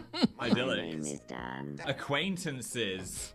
my And they God. were acquaintances. They were acquaintances. I had a fun time with Dan. Put brown Sky contacts in him. I'm Daddies. shaking. Wait, am I doing a shit? Now's Yes. not the time, Dan. Are you okay? We have fun together. Let's monetize it. Something life or death to discuss. What Oh. are you doing with your legs? I'm showing you what I can do. Oh. Oh, he likes it. I liked that. So funny. You're funny. Dan. What you doing? Oh my God! I didn't mean to poke you in the eye. I know. Oh, I am sorry. I would have problems with my eyes. Seems think about like-minded. I want That's to putting be it friends lightly. with Dan. Oh. That sounds great. So, what should we talk about? Phil, what do we have in common? We're gay? Piss. We're not talking about piss. Humans need to piss. We have it in common, and there's a piss-shaped fountain between us. Oh my god. Piss. Sure. Yeah. Piss. Good evening, Dan. Oh, here we go. Oh no. Would you like to have a chat about piss? Oh, so you know about piss too. Phil, Oh, so I can't go a minute. Oh my god. This is the worst fan fiction ever. I could talk about piss all day long. Oh my gosh. I'm dear. deadly serious. So, let's be And that's the That's origin it. of Dan and Phil, people. I'm this is so how it happens. dead. Yeah. Right out I mean, of we talk my about it a lot mouth. on the You podcast. took the piss right out of my... Lore accurate fan meeting, right? Hell yeah, now the piss is coming out of their brains. Yeah. Hurrah. Hurrah. Nicknames. Phil will call Dan. D-slice. Hey, D-slice. Billy. Billy. Yeah. D-slice and I have become friends. D-slice. This really brings people together. Oh no. Well, we know what you do. Here's the thing. Here's the thing, huh? Thank you. Saying that really makes me feel more like myself. We know. I feel like it's settling in already. It's me! Oh, it suits me well nice. Oh, it suits me well nice. Shut up. We've Oh. also heard from a reputable source. Oh, thank God. Okay, We yeah, need to no, get I changed. love the purple, but More on that. we're spinning. Gotta keep those Don't talk about rotator cuffs. I've never seen you do a squat. Unrealistic. Do not lie. Hi, sorry, am I interrupting Hello, something? what can I say? It looks like Philly is really interested. You ruined this game Oh straight my away. gosh. Conversation We've been doing this for like Oh my 10 God. minutes. Together, we are unstoppable. Wow, okay, you've known each other for 6 minutes. Yeah. Calm down. We're the only people on this earth, so maybe it's kind of that situation. Let's complicate life. Oh my god. A third. I feel like we need some Oh, feminine do it. energy. Yeah, it's a sausage fest right now. Okay, Phil, you have to guess who I'm making. Okay. Oh. So it's not Buffy the Vampire Slayer. Red hair? Are you making Chapel Roan? Yes. It's the only red-haired female celebrity that I know. Oh my god, that's pretty good so far. But we need to go for album era. Oh, yes. Yes. Right, I'm going to do just like a bit of yellow. Now, I should be doing this with a stylus or something, but... This is fine. That looks good. That is Chapel Roan. Chapel Roan. I feel like Chapel Roan. Oh my god, okay, that looks a bit crazy. Let's just go for that. Being in a meet and greet with Dan and Phil, be like... My name is Chapel Roan. Yeah, sure. Nice there we go. I feel like she walks kind of ethereally. Yeah, like floats around. Very direct. Nothing wrong with being direct. No, she will stand up for herself. Yeah. Yes, queen. Intense. She's quite intense. And quite on the serious side. Right, Circus Roan. And very quirky. Yeah. Icon. Oh, you get to live I next live door. to Chapel Roan. Oh my god, that's not fair. Oh my god, amazing. Hey, nice to meet you, Sky Daddies. Yeah. I'm Chapel Roan. Hi. I think I did a good job with the. Oh my fucking god! I need to stop poking people in the eye. I am so sorry, Chapel. Can you boop her nose? Okay, wow, you're not enjoying it. I am so sorry, ma'am. We will leave you to it. Look at those two homosexuals over there. Yeah, bye. I'm gonna run away. Go into the sea. Add more me's. Wait, I'm thinking about something. What can I say? Yeah. I don't want the new people on Farmtopia. Oh, finally. Oh my god, yes. Thank you, Dan. All black. Ooh. Let's do it. Everything has to be announced via news. Yes. Oh, okay, in another world. At long last. Wow. Is that where I work? Oh, well, you get to work at the clothes shop, and I'm at frickin' Asda. I'm Chapel Roan, and that was a great Oh my god. Find something snazzy for Dan to wear. Oh, here we Cardboard go. box. Hell yeah. Here we go. Parisian twink? Yes. There you go. That's so Dan. Just that shirt and a jock strap. Friday night, am I right, brother? Co-star that again. Oh my god, I love That a shirt and cargo a trouser jock moment. strap. Oh, yeah. Yes, okay. The black striped socks, and I'll take those, absolutely. In black? Who would have thought it? Here we go. Oh my god. Oh, You did no, it no, wrong. no, I did it wrong. I just chose the shoes and the socks. I did am his so pants. sorry. Although in a summer, yeah, I'd go running like that. What, in your boxer shorts? You're leveling up in your pants now. I'll have a laptop, you have the camera. A bubble blow. I feel like Phil should get the bubble blower. I would quite like one, actually. Here I am in my pants. What? Thank you. Oh. The fuck? I didn't know I could do that. That was weird. Look at your spleen. There we go. Ah. Oh. Oh. Hello. Fashion outbreak. Stylist. Server. Throwing fass on Fantopia. Oh my god. Fantopia Island now has room for Another resident. You look a little bit like a cartoon. Too many Robert, residents. I can't lie. I do look like a. Where are they going to cartoon go for villain. next? animal magnetism. Oh. Oh. Was that of us? It's a bit low. Where were we going there? Animal Phil is, magnetism. Stressed on the he's beach. Tweaking by himself on the Oh, sands. Lord. Phil is Phil. frozen up and he can't move. Did I do all of the drugs on the island? I'll bring someone. Dan, we need you. Save him. What can I say? Got yourself in a bit of a fix. The most nonchalant.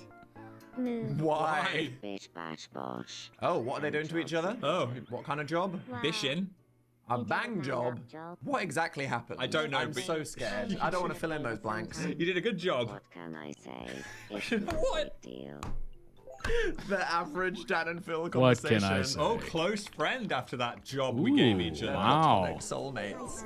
Can Phil get some clothes? That yellow jumper is so ugly. Yeah, no offense. Medium offense. Phil, you love a graphic tee. I Yes. feel like it's got to be this. That's that. I've started to have some green trousers recently. Basic wide leg trousers. We got the wad hat. It's a black hat. I'd normally have socks with capybaras on. Yeah, these are the most offensive, colourful socks. We'll go with those. Yeah. Match the colour of the palm tree, so maybe some blue trainers. Oh, yeah. Yes. Oh, yeah. What should we get for Chapel Roan? We need that. That looks good with her red hair. We need the lesbian icon socks, do Yes. we? Okay.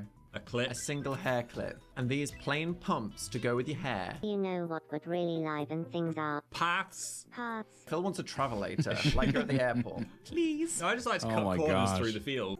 Whoa! All right, Theresa May. Here's the thing. Construction projects usually require payment up front. But I know a bloke? who knows a bloke who knows a bloke. Did they say this in the American version, No. or did we set our language to Europe We've and got they the- are taking the piss out of us? Eat it up. There's our Philly. There's so Phil. much better. Yay. Oh, we can give Phil a little quirk. Okay. Phil stands cutely. Oh, walks like a model. I like that. Yeah, right. Oh! I don't like walking, so I think I'm quite nervous about the whole situation. Yeah, too right. It's just like walking is an uncomfortable experience. Yeah. Chapel, are you thinking about how busted your outfit is? My look is lacking something. Oh, Yes. nailed it. Hello? Nailed it. How should Chapel Roan walk? Like that? No. Bow-legged. I think with swagger. Like that? Yeah, she means business. Yeah, I like that. Or does she float? Because she's just like so ethereal. You're so... Chapel Roan floats. Yes. Oh my god. Oh my god. I created a monster. Dan is having some kind of crisis. What's up, going on? bro? The spirit of Chapel Roan. Zoom quiz. That just gave me pandemic flashbacks. No. I do not want to do a Zoom quiz. I'll speak to my family if they survive in 2 years. We need the content. Oh, it's this kind of Zoom. What has he been taking photos of? Yeah. Dan, I'm scared. I'm real scared. What do you think this is? Phil's butt. Is that what a clitoris looks like? I think it's a piece of coral. I mean, yeah, that's not like cheese or fried pork, is it? And the answer is... Oh my god. Yes. We did it. Oh, Shrek's wow. ass. POV. You are Outfit getting strength in the there. clown We're not even allegations, saying right? pickle here. The answer is... Dan. Some gherkin. That was I wild. feel like America won with the word pickle over gherkin. Yeah. I'm quite team UK for words and spelling, but gherkin is weird as fuck. What is that? Dim sum. Or is it like the cream cheese on the top of a carrot cake? The frosting. Thanks, Ooh. Dan, for this random ass enrichment. No, it's the dim sum. Oh, it's the pinched dim sum, isn't it? Yeah, stop. Have you chose carrot? Yes. Oh my god. I knew it, and Phil had faith in me the entire time. Right, what do we get? Congratulations. Phil had faith in me. Oh. What can Oh. I say? It's time for Ooh. your prize. Small things come in. Go ahead. What? What's the word? Yeah, small things come in big packages. That's what That's Phil's it. trying to say. I think you're trying to say It's not about the size, it's about what you do with it. it's like the smallest humble cup is actually the Holy Grail. This could be like a kid's toy that I don't want. This could be an iPad. A diamond. A Shrek flashlight. What is that? A jar of slime. Slime. And I it mean- was, there was a marble bus! What? I don't want the slime. You I chose want the marble. slime. Oh, Grail, Phil can have it. Scripted. Phil Ah, wants the slime. I want the slime. You would not want a marble statue. I don't want any statue. Unless it's the statue of David. Just leave me alone with him for half an hour. Adamy. Yeah, we need someone. We need another celebrity for Chapel to chat to about the Met Gala. Okay, Phil, you gotta guess, right? Okay. Who is this gonna be? I'm so confused. Ooh. Phil, who is this? I don't know who that is. What? Is that BTS? Oh yeah, the person known as Is that BTS? Yes. Wow, Phil, name a K-pop. Name a K-pop. Wait, let's do some tweaking. Okay, tweak him. It's definitely a sexy It's smurf. June. Okay. The eyes are not beautiful enough. I don't Oh, want yeah. like full lashes. Oh my but God. that Oh, not wow. bad. I should have had those eyes. Okay.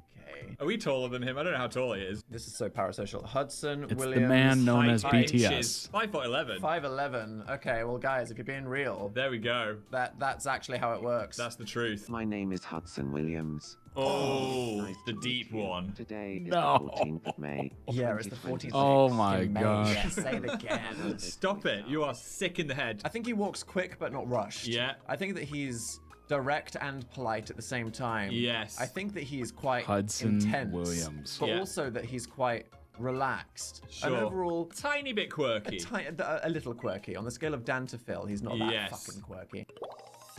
He's Oh, pink. yeah. An energetic guy. And he's a charmer. Effortless style is admired by all. Some people get all the luck, don't they? Wow. Gonna live next door to me. No. Cock blocked by the island. That is right. Phil was so Why do I ready to smell? be next door neighbors. Why is nobody being my Nice to neighbor? meet you, Sky Daddies. I'm Hudson Williams. Oh, and he's off. All right, bye. We're back. Our battery died, and then Dan remembered he had a social engagement. I told someone like a month ago that I'd go for a drink with them, so I've had 2 cocktails. He's drunk. Oh. Hudson, where are you? Dan, pause. Before we get back into it, I want Yep. to talk about my favorite phrase. I don't want to talk about piss right now, Phil. Thank you for the sponsor of this video, NordVPN. Yeah. Really? Your challenge. I'm gonna make your character say that in the next episode. We made a new save just for this, and you have to make a new character of NordVPN while we talk about it. Go. I'm thinking a roundish head, or is I that had gonna 2 be like cocktails while I was looking strong, for headphones. Proud head. NordVPN is the best way to proactively protect yourself on the internet. Anti-phishing, anti-malware. I need to make them big and strong then. Anti-suspicious shops. Look at the big, thick eyebrows that I'm giving them. Oh. Yeah, they'd keep you safe. Yeah. Are you ever in a cafe and think they could be sneaking on me? Looking at the things that I'm doing at Tomodachi Live with various celebrities. Also, my favorite thing is if you want to watch Putting a show Drunk Dan and through it's an not ad available break. in your country, you can switch your location. What's this island going to be called? Sponopolis. Yes. As you might have seen, we like to buy weird stuff on Dan's the internet. alcohol And not all flush. these shops are genuine. So thank You can tell God he's for Dan vibing and for the Phil rest. credit cards Nice. being protected by someone that's looking out for me. Nord Daddy. Go to nordvpn.com/Dan and Phil for A 2-year plan with 4 months extra for free. You're remembered. Hey. That is amazing. I gotta give it to you, Dan. And who wouldn't trust their internet safety with someone that sounds like this? My name is NordVPN. I'd give them all of my passwords. What you doing, bro? Hudson, I feel like we need to give him some better clothes. He looks great in everything. Just meditating. Oh my god. Good evening. Supper time. Hudson, I'm not going to finish that sentence. We'll find you some nice, normal food for dinner, and I'm not going to Yes. say anything rude and objectifying. Chapel stole your job. Wait 1 minute and then she swans in Oh, because she sold an man. axe to a child. Well, we know that he's not going to eat a fucking butter cookie, is he? No. Macrobiotic. Protein. They don't have a tuna sandwich. Thank God. Yeah, you like that? I'll fully you. Stop it. He really liked it. Fill the bottle. Oh, he You know what to really do. liked it. What are you thinking I bet about? the version of me in your world is doing great. Ha. I've got a sense for these things. Are Nintendo listening? What the heck? Did Nintendo know if you've put a celebrity in? What the fuck Maybe. is that about? What is that? They didn't say that about Dan and Phil. Fucking roasted. Yeah. Stroke his head. Wait. His head, yes. Yeah. Oh my god, you're gonna break Yeah. him. Now, are you gonna like each other or bloody hate each other? Supper time. What's for dinner? Eat that egg. Look at Hudson. What would he eat? A single fried egg. Chomp. Oh my. You need 10 of those for breakfast, and then you need to do. Glute bridges. You did like a whole men's health. This is my gym workout YouTube video. So you've got that favorited. I watched the whole thing. Right, this piss fountain must be absolutely. It's bulging. Thronging with piss. If your piss looks like that, see a doctor. Hashtag guitar. Bet people didn't know this is going to be a heated rivalry reaction as well. For Chapel. Yeah. What is a bold eating style? Bold eating style. I want to see Hudson boldly eating. Yeah, I mean, we saw a lot of that in Heated Rivalry. Phil, that's so crass. I didn't have to say That's it. so Look at Chapel crass. Roan Angel judging you. Oh, sorry. She's gonna throw her jar of piss at you. We need to give Philly his slime izzle. There he is. You do that Yes. often. That's often how I find you. I- Just about the house. Yes. Yeah. Cool. Right. That's the fucking Oh. game. Why? He's thinking deep thoughts about the slime, is he? It dripped into his trouser Yeah. leg. You don't just put raw slime in your pocket. I will be No. honest, Phil. You made that fucking weird. When I talked to D Slice about piss, we both got super into it. True. Stop. And we've ended up friends. Right. Oh, we need to get clothes for Hudson. Oh, What yeah. are we doing? That's the outfit. Just that. Yeah, sure. We need this, my don't God. we? Yeah, beige shorts, quite Canadian. How the fuck are beige I don't know. shorts Canadian? You're just chatting mad shit over here. Don't walk into the long grass, you'll get murked by a Pokemon. Oh no. Oh fuck, it's a Dragonite. Oh fuck, he's fucking dead.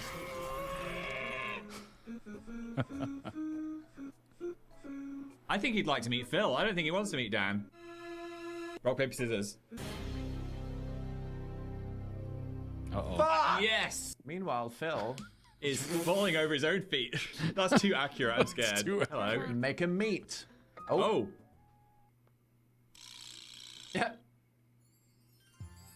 Oh, wow. Oh, wow. No, it's him! Nintendo are listening! The star power. Phil, is this exactly what would happen if you bumped into Hudson Williams? Yes. Walked straight past. Oh my god. Oh, I've he's got flush. You got mogged. What kind eyes he has. Blushing. I am sat right here. Williams. Is that his name? Sorry, Dan. Even his Dan name found is dead. kind. Fudson Rise. Hudson Williams. Oh! What the hell? It must be love. Phil, you just pressed A on the fucking. Oh my god, okay. Oh, if I could only be together with Hudson Williams. And gaze I'm into not those jealous, eyes. I'm envious. Oh, okay? yeah. Clock the dictionary. We used to be strangers, but now you like him a lot. and Oh. He's getting acquainted with I you. mean- Yeah, maybe I shouldn't be envious. I'm staring It's literally a love triangle. I feel like we're watching The Summer I Turned Pretty. Will Hudson go for Jer? Is he Team Jer? Yeah, you're obsessed with him. It is not requited. You're just that weirdo with the baseball cap in the neighborhood. We'll see. He needs to put his clothes on. He's just flexing. Wow. Just Good evening. Get your fighting clothes over on, it. lad. I'm a model. Look at me in the window. Nice. Oh yeah, now we're talking. Oh wait a minute. Daniel is next to the And water. I'm taking photos of scenery. Oh, let's see how it goes. He's going to push you in, get rid of the competition. Hey, nice to meet you. Oh. I'm Hudson Williams. Yeah. What can I say? Hudson Williams. What can I say? My name is Dan. Hi. Sports. What can I say? With Hudson Williams on. Oh wow, I'm yapping. If it's Formula One, let's go. I think we get along really well. Okay. Oh, he's doing a little dance We're for you. rubbing pucks. Get out. So Phil, tell me about Rubbing pucks. Tell me about Hudson, yeah? Oh my god. What is the true hidden nature of Phil? Don't tell him my secrets. What the fuck? He's actually a scaly. Out of nowhere, he brought up piss, and I found it really upsetting. Wow, Hudson has a lot to say, considering that you interacted for about 4.5 seconds. Yeah. I've heard about the cannibal allegation. He stores the bodies in his blender. Chapel Roan is just floating in the distance. What happens if you drop Chapel between you both? It's a triangle. No! Oh my god. Not just... Stay away from him! Oh, equally like-minded. Uh-oh.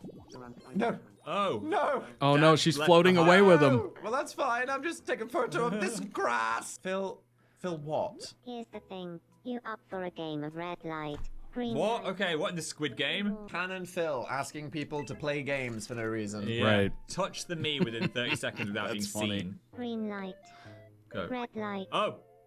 I want to do it. It's you versus you. green light, Phil versus Phil.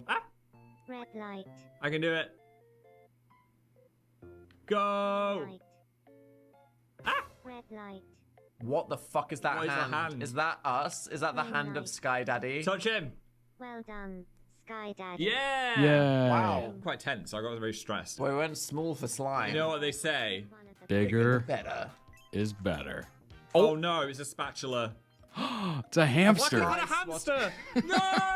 I was gonna say small packages again! It seems he's waiting for others to You want arrive. someone to play with the slime. Well, Hudson and Chapel seem to be having a lot of fun by themselves. Let's see what happens with Dan. Maybe Dan He's should losing just it. come over. Do you want to see my slime? Ah, Philly. Philly cheesesteak. What can I say? I land me. Oh! Ooh. Here's the thing. I feel like this could be the start of D-slice something and Philly special. cheesesteak. Oh! Best friend!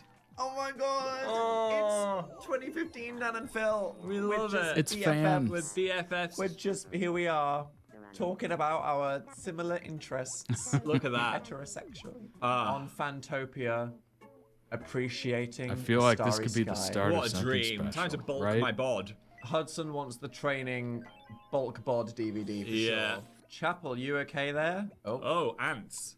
Phil, you let the ants in, even I'm on sorry. your island. Are they making a heart? Uh-oh. What does it mean? And Hudson's got a deep thought. I want Because- to be friends with Phil. Oh, yes! I knew it. What should we talk about? Reading Yowie. All right. I'll have a chat with him about reading Yowie. Oh. Oh. Good evening, Phil. Would you like to have a chat? About reading Yowie. Sure. But first, Hudson Williams. Yeah? I have to ask. Do you really know your stuff when it Oh. comes to reading Yowie? Oh, called Or are you out. more of a casual Oh fan? my god, they're gonna have a fooge off! He knows this stuff.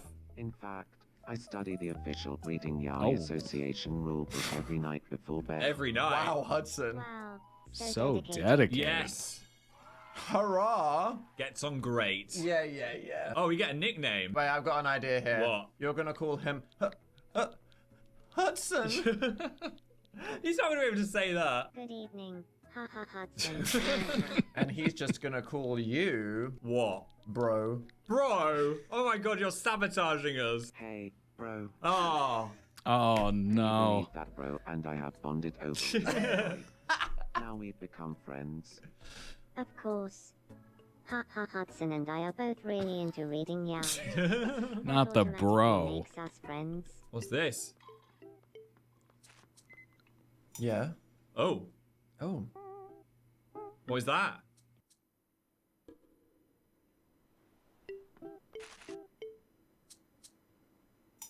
It's a teapot. Is it the golden pig? Oh no, it's a teapot. Okay. Oh my, that made me jump. What the fuck? Oh, we're running They're away. fucking running. Okay. What a way to ruin the evening. It's gone. Okay, you talk about reading yaoi, and the giant homophobic teapot will come and shame you. Plot twist. Wait a minute. What? Wait a minute. What's going on in here? What the fuck did I miss? Oh. They're out of breath on the floor. I leave you alone for 2 minutes and you're on the floor with him in his house. Do you blame me? I see how it is. I feel like this game's gonna cause issues. It is. I already fucking love this. That is so fun. This game is cracked out. I feel like we could do one more episode of this. This is fun. You let us know. Do you want us to continue our adventures on Fantopia? It's pretty amazing. Yes. Who else can we add? Look at Dan and Chapel Roan. Objects. I already have some ideas. Frolicking. I am absolutely terrified of what that is. I want to get the hamster. But if you did enjoy this, the way to let us know is to give us a thumbs up. The algorithm will thank you for It will. supporting Loved it. gay Tomodachi content. Yes. Thank you for watching. We appreciate it. Gamers. Here we are. We're gaming it up. Gamer of the year. And we'll see you next time. Bye. Link down below in the video description when this gets posted to YouTube for the original video. Oh my gosh. Unbelievable. One of my favorite videos of theirs. Honestly, that was a great video. Oh, they are so clever. And seeing Dan freak out about Hudson and Phil. A tier, S tier, S tier level video. That's amazing. Oh my gosh. Comforting yet, yeah, exactly. Exactly. Let's talk about it. Do you know it? Or are you more of a casual fan before we talk about it? Oh, I read the rule books every night before bed. Oh my gosh. If only it went on for a few videos longer. Oh, that would have been great. It's so good. It's so classic. Part 2 is my favorite of the series. They made 4 parts. Well, I'm glad there's at least 4. I'm not jealous. No, I'm not jealous. I'm not jealous. I'm envious.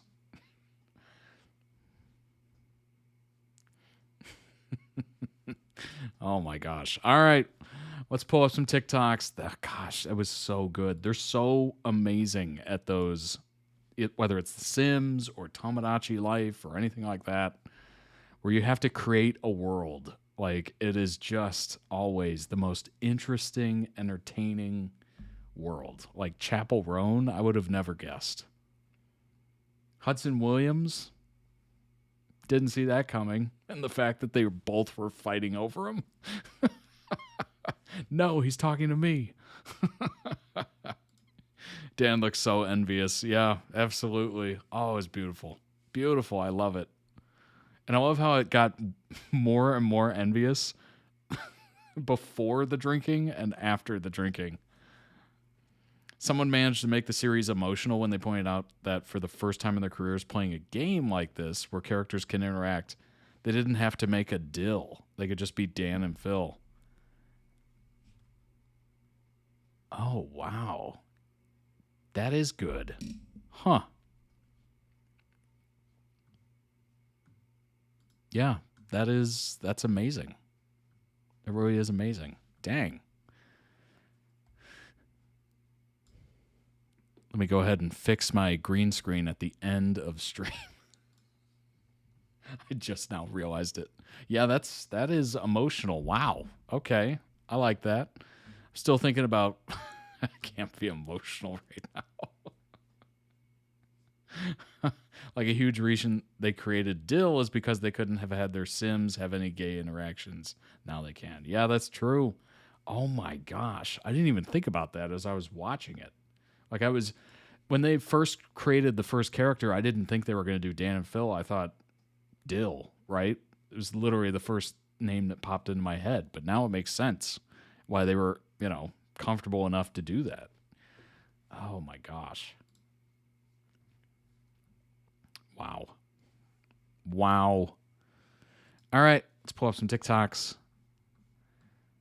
I interviewed Dan and Phil in 2014. Oh my gosh. YouTube duo of the 2010s was Dan and Phil. Raise your hand if you're with me. And I got to interview them in 2014 at Playlist Live, and it was seriously iconic. One of my favorite interviews ever. Here's a clip. High school memory is... No idea. I tried to dye my hair blonde, and it went bright orange on the first day of a new school. Hey, there's nothing He went back to it.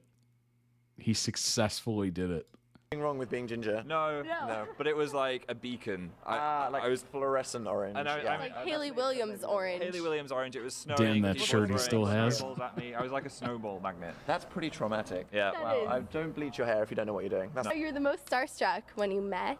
I was pretty starstruck when I met Haley Williams from Paramore. Oh. Just wasn't expecting it, and then I saw her. I was like, my mouth is so dry. Very orange hair. It was good. We also Very saw orange Jared hair. Leto in the corner at the same place, didn't we? And we were too scared to go up to him because he's like Jared Leto, isn't he? So yeah. Or Beyonce's feet. Oh. Walking past the So dressing you were room. starstruck by just her feet? Yeah. Who wouldn't be starstruck by Beyonce's feet? They're legendary feet. My favorite YouTube. I love how Dan's first reaction is to defend Phil. Oh, so you're starstruck by Beyonce's feet. And Dan goes, who wouldn't be? Beautiful. Absolutely beautiful. Inserting me into memories when I was not there. This is actually true. Which keeps happening. He's telling a story. He was saying, hey, remember when we went to Edinburgh with Carrie Fletcher and we did this whole campaign for Brave and we got to toss cabers? I was like, no, I was not there. I was not fucking there. For any of You that. have just inserted me in your mind into this trip to Scotland. Was and it- I literally just was... but you were there, right? No. No. Was I wearing a kilt in your mind? What was I doing? Did I have a good time? Was I good at firing the arrows? What the was Phil doing with a log in Edinburgh in my mind? Did I eat haggis? The more you ask, the less it makes sense. Did I chop that wood? The other one is I keep saying, oh, Phil, you remember the first time I cracked out Sister Daniel? No, I was not there when Phil you were... wasn't there. I was on my own tour. When you were cracking as Sister Daniel. It just makes sense.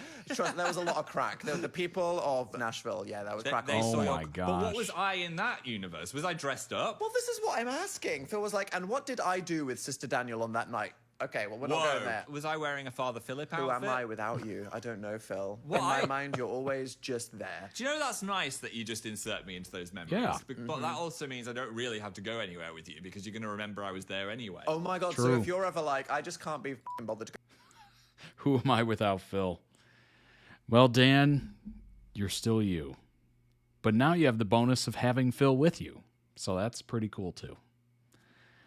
Yeah, that's so funny. I never thought about that. Like I guess if you're with somebody long enough, you just automatically think they've been to everything that you've been to.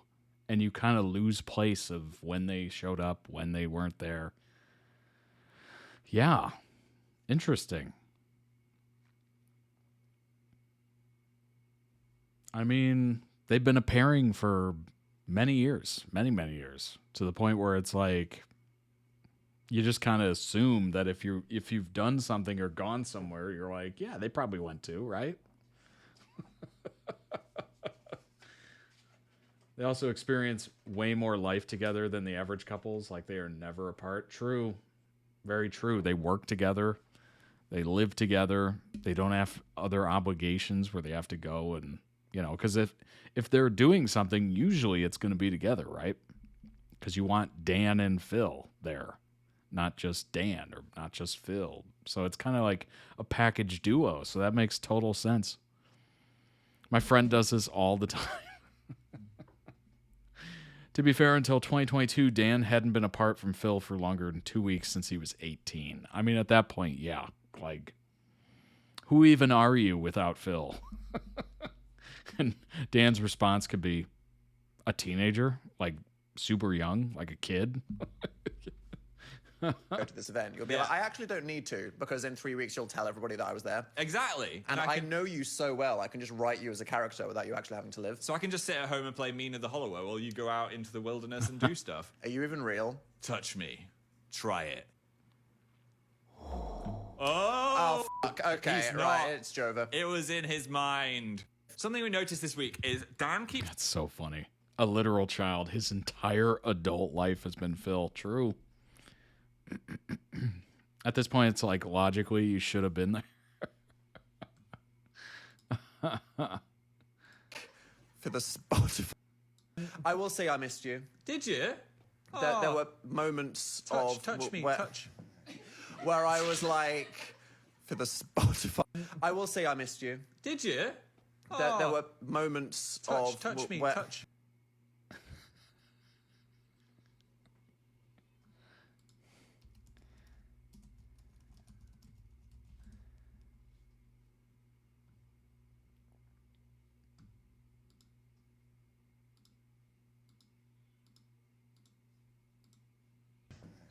where I was like, for the Spotify. The creation of fan. Did you?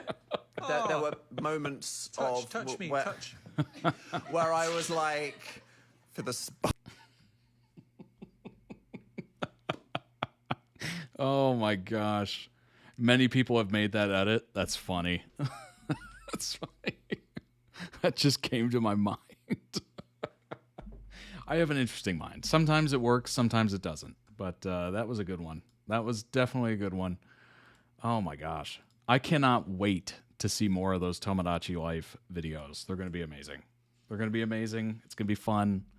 And I'm excited. I hope you are as well. The cultural moment, indeed. It's come to that time, unfortunately. You have to start the rest of your week. I mean, technically it's already started, but you have to go on. You have to go on without me. Enjoy the rest of your week. I'll be here at the end. I'll be there at the end for, kicking off the weekend and all that good stuff. Picking up the pieces, depending on the week. But I hope you have a wonderful, wonderful week ahead. I hope you're, whether it's school's back in session for a lot of people. If it's school, hope it goes well. If it's work, I'll be in there with you. So hopefully it's a good one. But I'm looking forward to Friday. I hope you are as well. If you'd like to request your own videos, certainly join up toddreacts.com. Become a wonderful member, like many of these wonderful people you see in the chat before you. Join us in the Discord. We're nice. We're welcoming. We're friendly. And you get to check out the monthly Discord stream, which should be awesome. Looking forward to that as well. I appreciate everyone here that's live. I apologize for the AirPods dying. Thanks for sticking around. I appreciate it. I'm going to edit that out of the YouTube, so people watching on YouTube later will have no idea that happened. But bless your earphone luck. Yeah, right. True. True indeed. All right, everybody. Have a good one. I will see you all very, very soon on Friday. Take care, everybody. Stay safe out there. I'll see you soon. Bye, everybody.